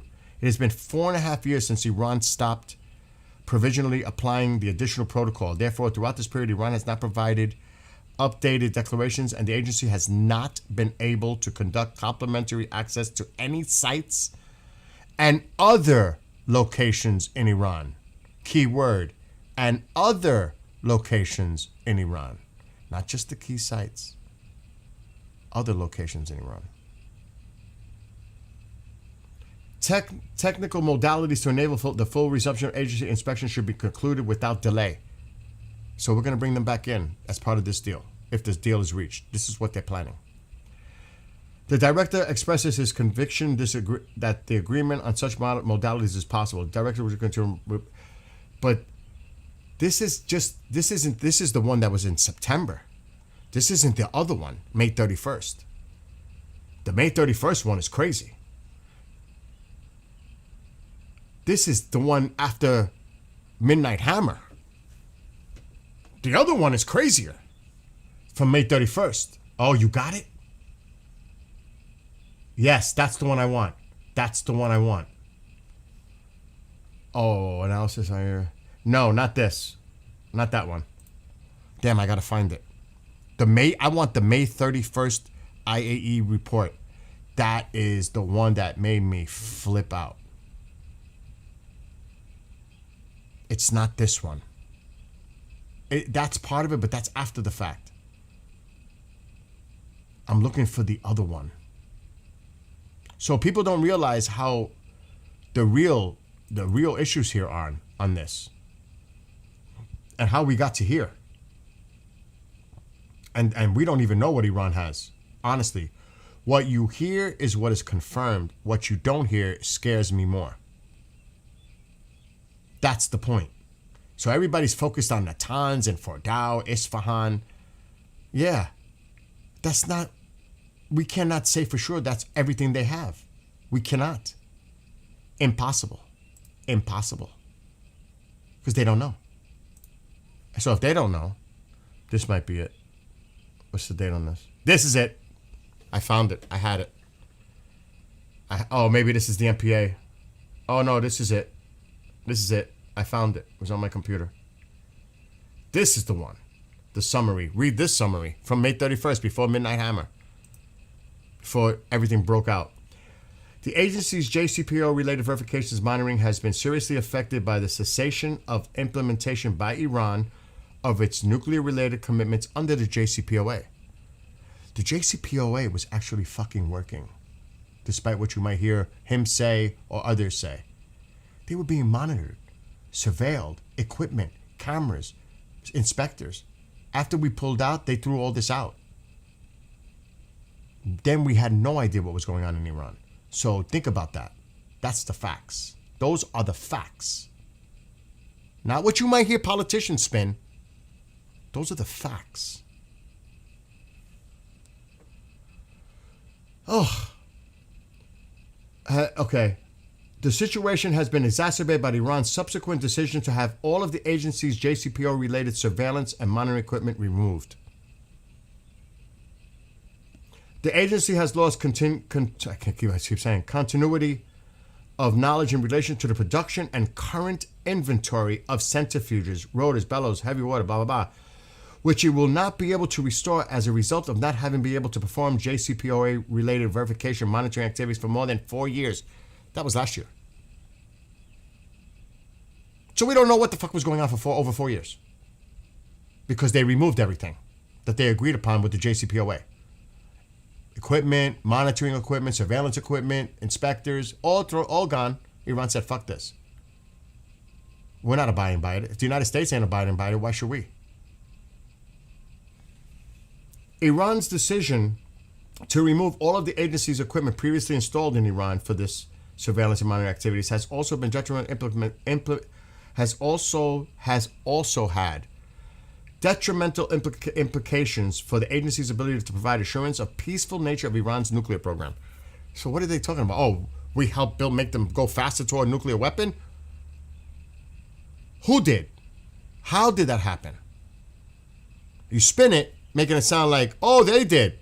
No, you did it. You did it by pulling out. You did it. It has also been more than 4 years since Iran stopped provisionally applying the additional protocol. Therefore, throughout this period, Iran has not provided update declarations, and the agency has not been able to conduct complimentary access to any sites and other locations in Iran. Because there's other areas that they're suspected of doing stuff, but they never got access to. How about that? Feel better now? This significantly increased production and accumulation of highly enriched uranium by Iran, the only non-nuclear weapon state to produce such nuclear material, is of serious concern. That's it. That's it. So who the hell is gaslighting who? Who is telling us what really is going on?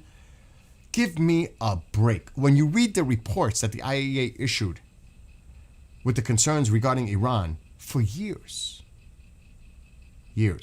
this goes back decades, actually.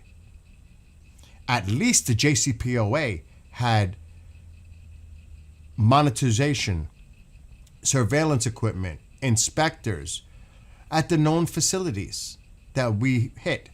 Fordow, Natanz, the ones you hear about. They were there. They had surveillance equipment. They had monitoring equipment. They had inspectors in the ground. But when we pulled out, Iran said, fuck that. We're not going to abide. If the U.S. is pulling out, why should we abide? They don't even care. They're not even recognizing it. So, this is where it started to spin. In 2021, where everybody was thrown out, equipment was shut off, blah, blah, blah. And then we hear that they're enriching their uranium through centrifuges at such high levels. It went from a low level to crazy level during the Biden years, because they pulled out, because President Trump pulled us out of the JCPOA. They went nuts. But it was under Biden. Why?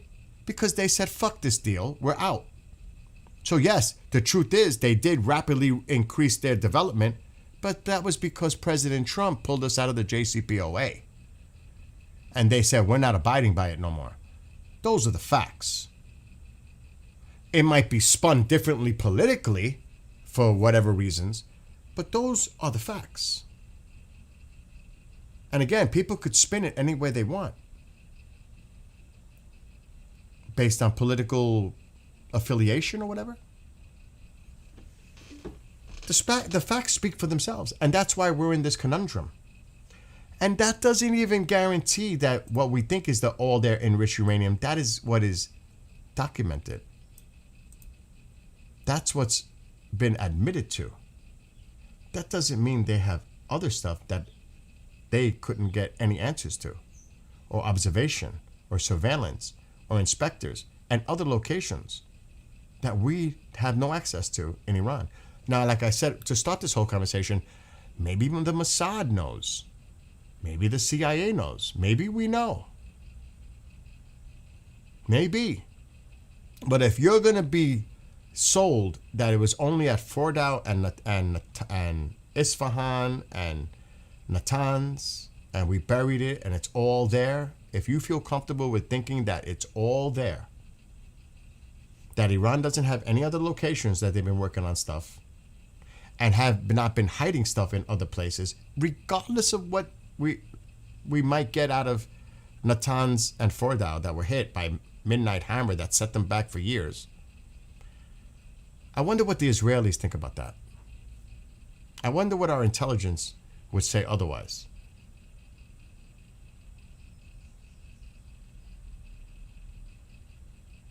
This is craziness. So that means nothing. We had eyes on 2 locations. Trump pulled us out to set up what he's doing now. Exactly. But remember, I just read the report. The 2 main names in that report on June 5th, right before Midnight Hammer, are the ones we hit. Fordow and Natanz. That's why I say you have to connect the dots. Connect the dots. Don't take my word for it. Do the research. You could see how they came to this conclusion because they found out that they were really rapidly developing at those 2 locations. Thus, Israel and the United States says, we got to hit them. We got to take out these sites. Isfahan. It's the sites they hit. They saw the reports, but they're ignoring other parts of the reports, it seems. Not the Israelis. And then they spin it and put a cherry on it. That's it. That's where it's all at.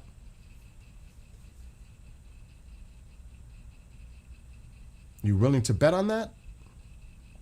No, that's where it's all at. And they didn't move it?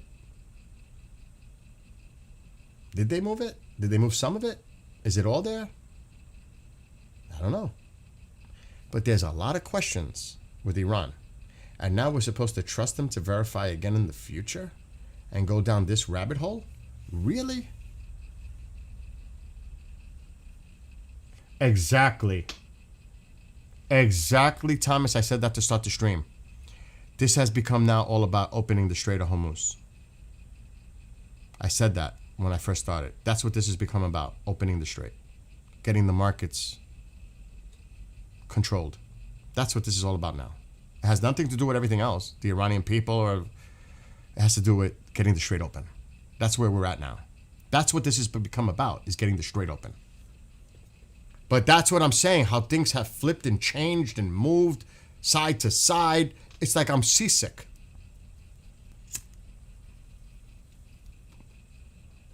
Let me see what you put in here, Diesel.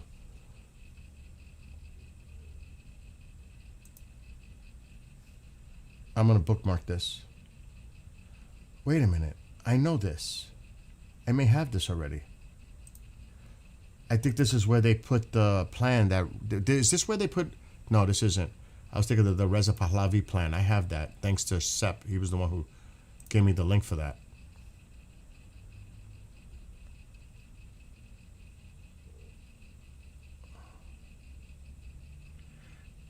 Yeah, let's just share this screen. Thank you for putting that in there, Diesel.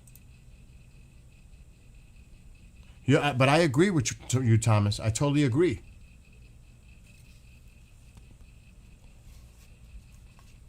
Now, again, if you just came in here like Mad Million, I just went through all the documents showing the pattern and all the information about the 4 locations in Iran that we know nothing about, the IAEA under the NPT, the non-proliferation. We don't know what the hell was going on there. We don't know what was removed, what happened to it. Nothing. 0. 4 places. NPT report proved that. We don't know what they've been doing for the last 4.5 years because we lost any observation on the ground through technology, surveillance. We don't know what the hell they were doing. And we don't, and the key word in there, other locations in Iran. There are other suspected locations in Iran, but we didn't get access to them. Not us, the IAEA. There were other areas that they wanted to look into. They were denied. So, like I said, there's a lot to be concerned about here, especially if you're talking about making a new deal with them for nuclear. Really? Look at the history. Does anybody not learn from history? No? This is what Diesel just put in the chat, a link.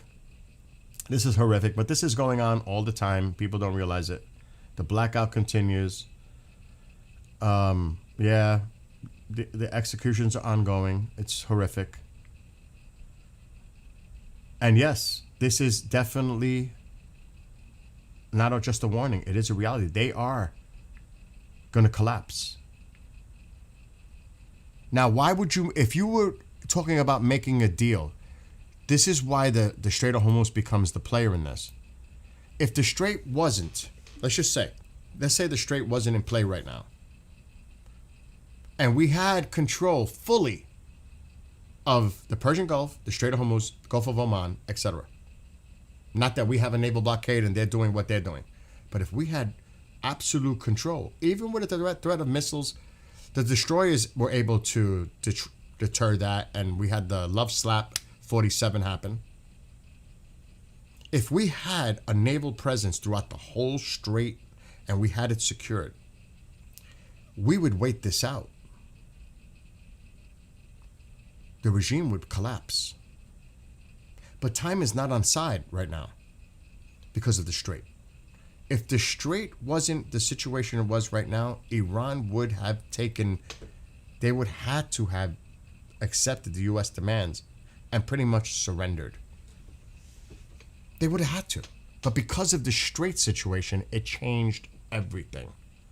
Because they are on the verge of absolute economic collapse. There's no doubt about that. But because of the Strait of Hormuz, it became a game changer. Because now the emphasis is to reopen the strait, to bring the markets, control the oil markets, oil flow, economies. That's what this is about now. That's become the number one priority in this. Not the Iranian people, not Israel's security in the region, not even nuclear. It's become the strait. Is that unbelievable? Isn't that just unbelievable? Otherwise, the people would be revolting now. If the regime collapsed and the IRGC collapsed, there's no more money. They got to get paid, right? Food, shelter, whatever, arms. If they collapsed, they collapse. That's a no-brainer. But because of the strait situation, there's a rush to get to a deal just to get that strait opened again and have oil flowing through the shipping lanes. That's where we're at right now. That's what this has become, a negotiation on the Strait of Hormuz to get it open. That's the game changer in this equation. I don't care if you think the United States is in control of it, Iran, both, none, doesn't matter. The point is that the strait has become the main priority here to get it open. How we got here, you can question. How did that happen? You can question that, as I have. That should have been, like I said, the number one priority is keeping that strait open and securing it. We would not be here right now. Iran would have probably surrendered already. They would have caved. Because you know what we'd be doing right now? You think there would have been a ceasefire? No. We would have kept pounding them and going after the regime itself and the Basij and the security forces and the proxies that have come into the country to help the fucking regime. We would have been pounding. They would have been in chaos. It would have been over already. But the reason it's not over is because of the Strait of Hormuz. It's as simple as that. Because we did not secure it. Bottom line. That's as simple as it gets. Exactly, Thomas. They don't care about the people of Iran. The Iranians don't, the regime don't care about the Iranian people. They just want to survive. And they don't care if the world economy goes down with it. With them. They don't care. Obviously, they don't care about their Arab neighbors. You see what they did to their Arab neighbors. Do you think they care? Exactly. What happened to the people of Iran? Help is on the way. We're locked, loaded, ready, whatever. Take your institutions back. Go on the streets. Remember all that talk? I totally agree with you guys. I'm there with you. That's why I've always been saying, finish the freaking job.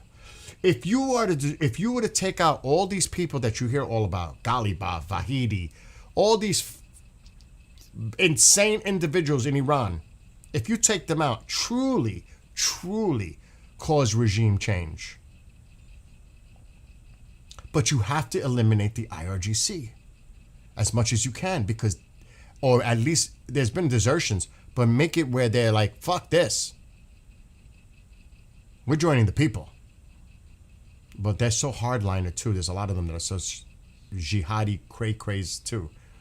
But because they've been indoctrinated since youth. But the point is, if you would have done that, the strait would be open. We would have access to those supposed uranium sites. You could have made the process so much easier if regime change truly happened. But that didn't happen.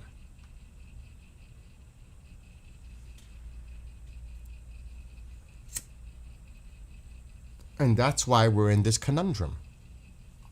Because the Strait, and you knew Iran was going to play the Strait of Hormuz card.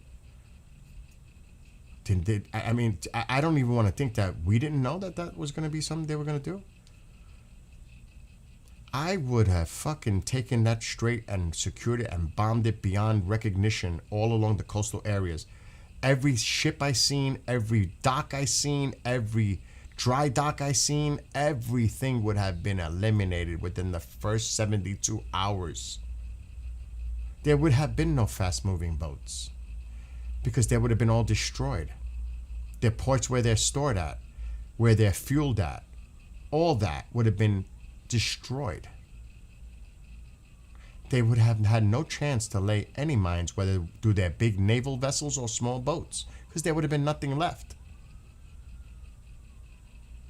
The strait should have been the number one priority. Keep that open. You know how much of an importance that is. But they blew it.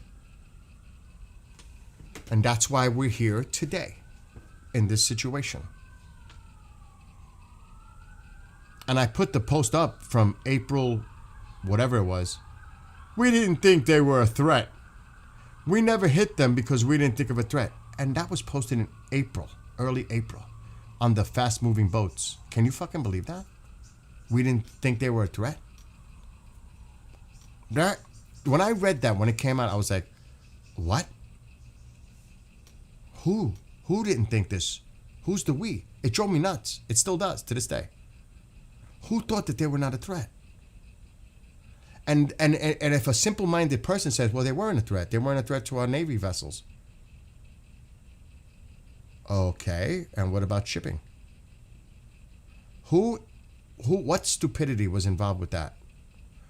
I mean, that's just some real stupid shit right there. Who's the we? You didn't consider them a threat? They're the ones that are terrorizing shipping right now and laying mines. The little ones, not the big ones. The little ones. It's insane. So, again, it's become the negotiation for the Strait of Hormuz. That's what this has become. Exactly. The people are willing to sacrifice themselves for the freedom of their country and the future. Absolutely.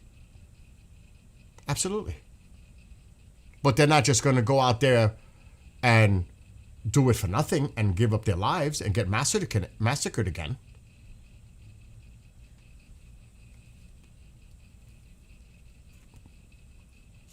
So I don't know if I think they rushed from Venezuela to Iran thinking that it would be similar.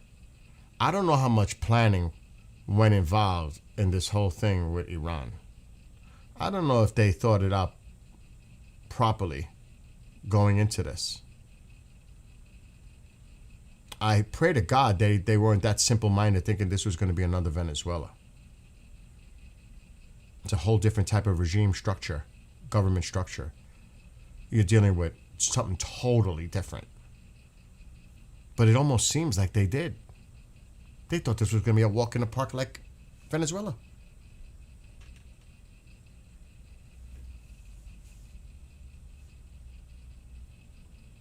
Unbelievable. I'll say this, Sean. I do not blame our military. I will never, ever, ever say this is the military's fault, because it's not. The military comes up with plans, scenarios, options for the people that call the shot to make the call. It's the people that make the call that have to be held accountable, not the military. This is not on the military. This is on the people making the decisions to order the military to do what they do. You know what I mean? I believe true. Esteban, I believe the war is over. I don't even know if he's gonna. I don't even think he's gonna do another strike. It's talk. I may be wrong. I think the deal is the only way to go forward here. Whatever that is. I honestly don't think he's going to do it.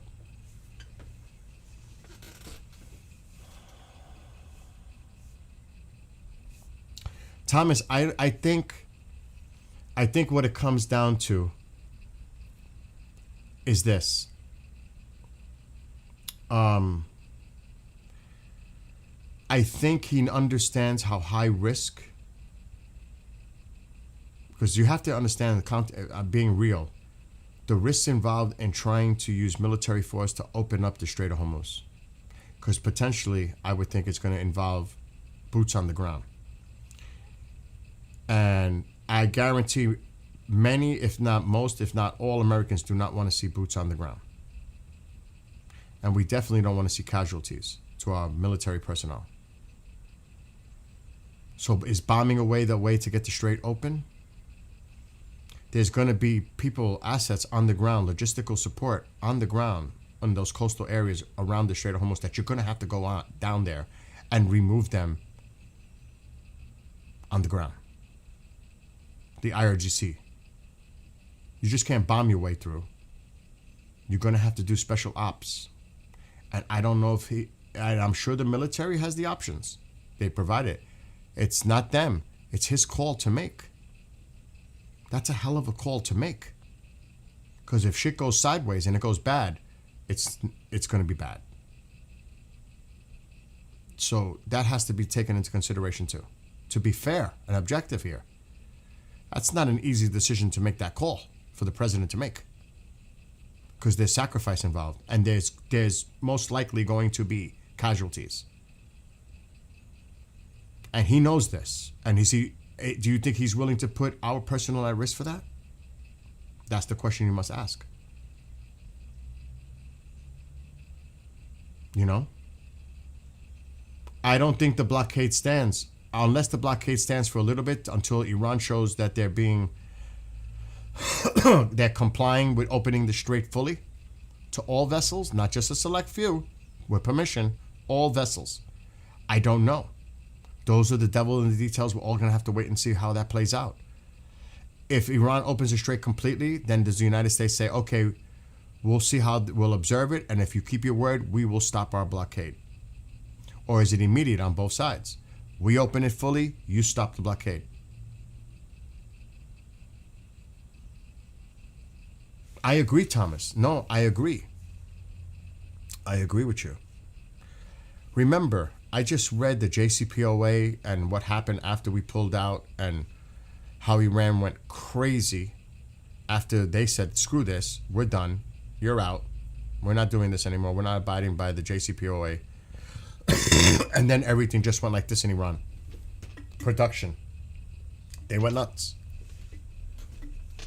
And we had no idea what was going on. Because we had no observers on the ground, no equipment on the ground, nothing. It was 2021. That's the game changer right there. They tried to deal with the other countries, even though the United States pulled out unilaterally out of it. They still tried to work with the EU. They still tried to work with Russia, China, all these other countries. But then they said, finally, we're not doing it anymore. So that's when the shit started to really hit the fan. And for almost 5 years, we knew nothing what was going on in Iran or where.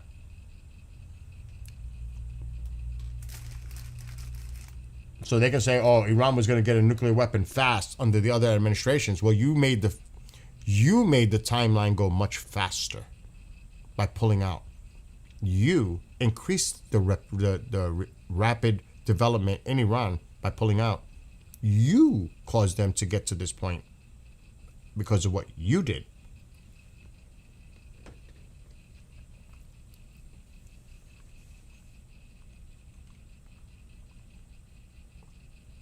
They're putting the internet back? And definitely I said that earlier too, Mark, China and Russia is observing this and they see our weakness. There's no doubt about that. Again, take politics out of this. Be objective. Don't think of this as a Republican or a Democrat or anything else. Think of this for face value, objectively, of how this has turned out and how we got here.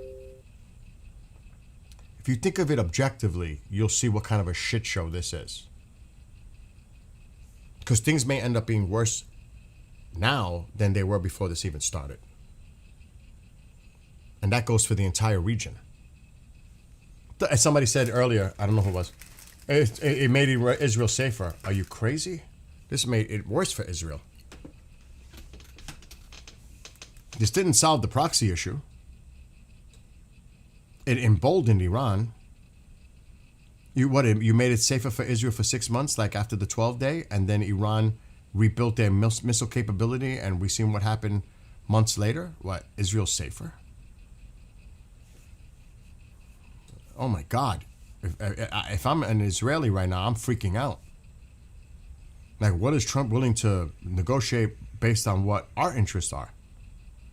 And our sovereignty and protecting our homeland?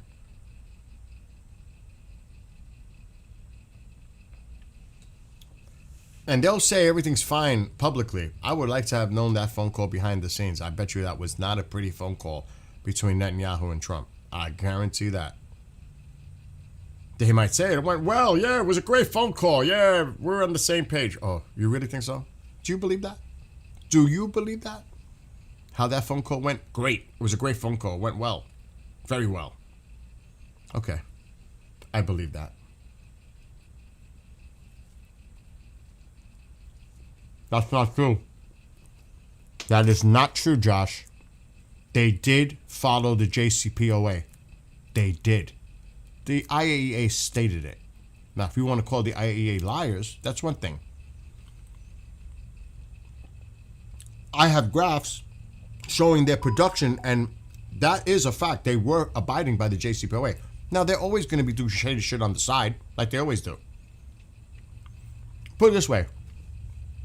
The JCPOA was better than anything else that happened after we pulled out. That's when shit really started to hit the fan. So you can be a Trump supporter and say, oh, the JCPOA was garbage. No, it wasn't. It was actually effective. Was it fully effective? No. When you're dealing with Iran, nothing is. Nothing is. But it's a lot better than what we're at now. And what we had. And had no observation for 5 years in Iran because we pulled out. And then they said, fuck it, we're out. At least we had something. We have nothing. We've had nothing for 5 years. Something's better than nothing in my book any day. Any day. Any day. Oh, nothing is better than something? That doesn't make sense. I'll always take something better than nothing. Where we're at right now. Nothing. And of course, there'll be critics of it, of course. That comes with the territory.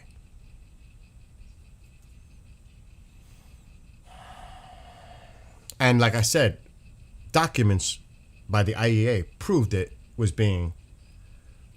The UN is shady. I don't even look at the UN is a paper tiger. The UN is worthless. Nothing ever sticks with the UN. The UN is garbage.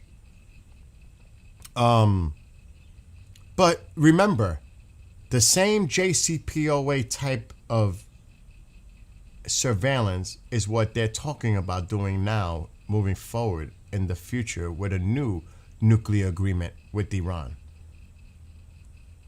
It's not going to be called JCPOA, but it's going to have a lot of similarities. Oh, we're going to send the inspectors back in. We're going to send the surveillance equipment back in. Trust but verify. It's going to be the same thing that the JCPOA was doing. What's different? To observe Iran. Who's going to observe Iran? U.S.? We're going in? Or is it going to be an international body? It's going to be the IAEA. It's going to be the same fucking players. So what's different? Because he says it's different? Makes it different? No. No. It's called saving my ass time. That's what this is called. That's what it's come down to. I have to find a way out of here. I got to find a solution to this somehow, some way. Is military that solution? Is a deal? How much, what do I negotiate in this deal? Do I stay hardline and we stay stalemate and deadlock for, how long can that last before he freaks out over the markets like he does, trying to control the market on what he says and everything else? I mean, really? There's got to be an end game to this soon. Take care, Fringe. There's got to be an end game. This cannot go on. So he's trying to find it out. And the Iranians are trying to find it out too because they want to survive. They know it's a matter of time too before they completely collapse. Both sides have issues. There's no doubt about that. The Iranians are on the verge of absolute collapse. But the Strait is their card. If they didn't have that card, this would have been over already. But meanwhile, we're concerned about the markets, the oil, everything else. You don't think they hear the noise coming from a lot of Americans here about the prices going up and everything else? And midterms coming up? You don't think all of that doesn't play? He might say it doesn't. I'm in no hurry. Oh, believe me. He might not be in a hurry, but the Republicans in office are saying, you got to do something. This could affect the midterms. People are angry. It may not affect him directly, but it could affect some of those Republicans running for office in November. So there's a lot to think about here. You know what I mean? We will not be in charge. It already says an international body. The U.S. isn't going to have people in Iran. You think we're going to have people in Iran monitoring? I would love, if that were the case, I would love that. I would love that. That would be something I would say, shit, that's different. But right now, there's talk about Iran sending their highly enriched uranium to China. Was that something he talked to Xi about? You take the uranium. I trust you, Xi. You're my friend. I trust you. Talk to them. Maybe they'll send it to you. Come on. Really? This is almost like a sitcom, a reality TV show. Oh my God, Diesel. I mean, exactly. It's the same thing with a new name. Just to have a different name, maybe. Maybe that's the point. I want my name on it. Who God only knows. I'm going to barbecue soon. It is a holiday. I've been streaming about this for hours already, and it was supposed to be just hanging out, and I was just going to chill and turn into a whole thing about this. As always. It always does. It always does, and it makes my stomach spin and freak out, and... Oh. Look, I mean, even this. Look at this. The infighting in Iran. Even over this. Iran president orders internet restoration. IRGC media questions his authority. I mean, look, Iran and the United States are discussing a plan that would open the Strait of Hormuz roughly 30 days after the two sides reach a deal to end the hostilities. What? What do you mean opening it at 30 days after the two sides reach a deal? What the fuck is that? So we're supposed to keep the strait closed until they reach a deal? 30 days? What? Wait a minute. Am I reading this right on Iran International? Iran and the United States are discussing a plan that would open the Strait of Hormuz roughly 30 days after the two sides reach a deal to end hostilities. Oh my God, that's worse. I hope that's not true. And I'm thinking the United States is not the one offering that. It has to be Iran. Yeah, I saw that. Yeah, this. Don't forget who funded Iran and caused this war to happen. Obama. Really?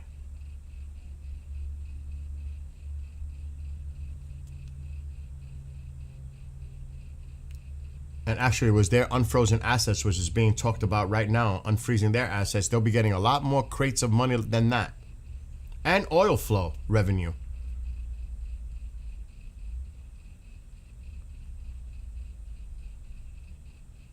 Oh shit, they're now. Iran has made no commitment in the current draft memorandum with the United States to transfer nuclear material out of the country or take any nuclear-related action. The IRGC affiliated news agency reported. Oh, this is crazy. There is no sentence in the text of the memorandum that exists so far indicating readiness to transfer nuclear material abroad, adding that Iran has not made any commitment regarding nuclear action in the document.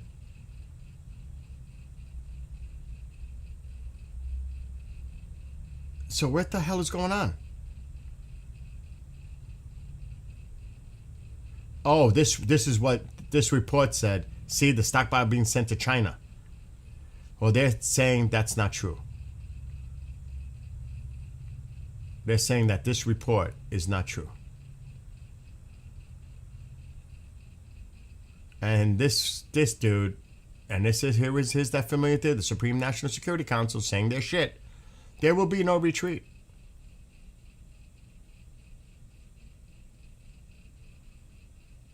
See, this is the article from this source, Al-Hadath.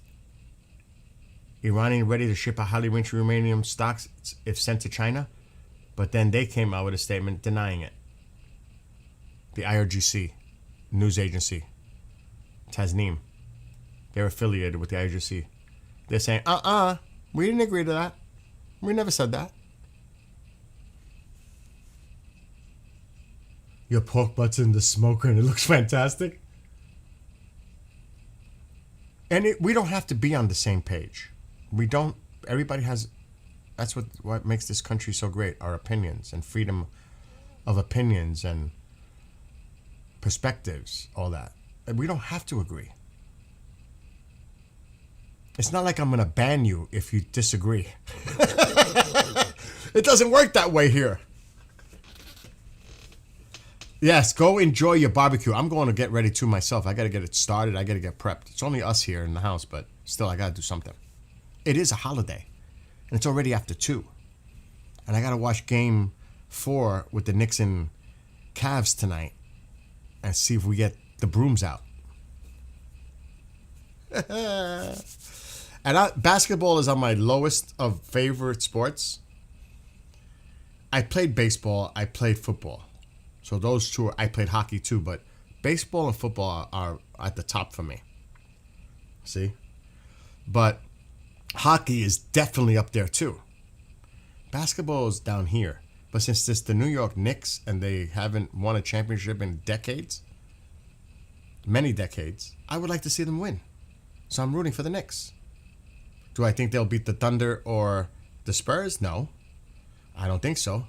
But at least get to the finals.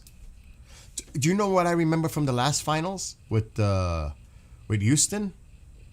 The O.J. Simpson. They broke the coverage of the game to show O.J. chase. I'll never forget that. Never. I was watching the finals. I think it was the Knicks against Houston. And all of a sudden, we interrupt the programming to bring you this special fucking thing of OJ chase. I was like, oh shit. Do you remember that? How bad will New York get? I don't know. I don't live in New York City. I'm glad I don't. I've been living here 20 years. I'm so glad I don't live down there. So I don't know how bad it could get. I don't speak to anybody down there necessarily to know what the hell is going on down there, but I'm sure it can't be too good. Yes, let's all be thankful in memory for all those who have sacrificed for all of us to have barbecues today and to have the freedoms that we have. The sacrifices made by so many millions. Just think how many perished in World War II alone. Just World War II. How many Americans? And throughout time, throughout our history, 250 years, but even before 250, to create this beautiful, awesome nation. How many perished before it officially became independent?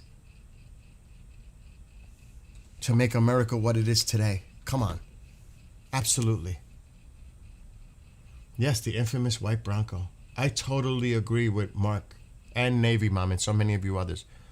Yeah, today's a day to barbecue, but today is also a day of memorial, remembering. And it's not just them. Think about the families, the loved ones. I mean, not to go back to it, but, you know, it's not just the people who lost their lives. It's the people who were maimed, injured, suffered horrendous injury, roadside bombs, and Iran. Iran is the one. They're proxies. It's so much. So much.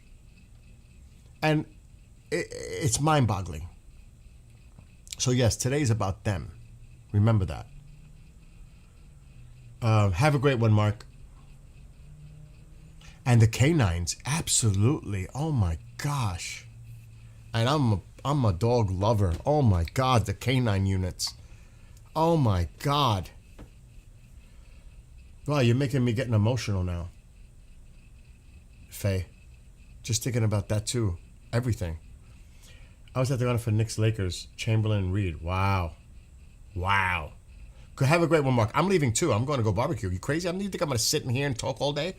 I have things to do too. All of you have things to do. Go enjoy yourselves. It is a holiday weekend. It's Monday. Go enjoy it. And yes, God bless America. God bless all our troops, past and present. And you know what?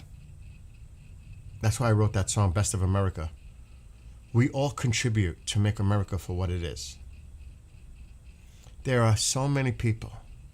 I don't even care if you go through a drive-thru and through McDonald's. Those people are serving you. Everybody has a role, and they're all important. You might not think, you might say one is more important than the other, but everyone is contributing to make America great the way it is. Now, you know, I'm saying in general. But I go out there, the people delivering the trucks, the truck drivers, driving hundreds, if not thousands of miles to provide the goods and supplies that we need. Everyone, law enforcement, first responders, everyone.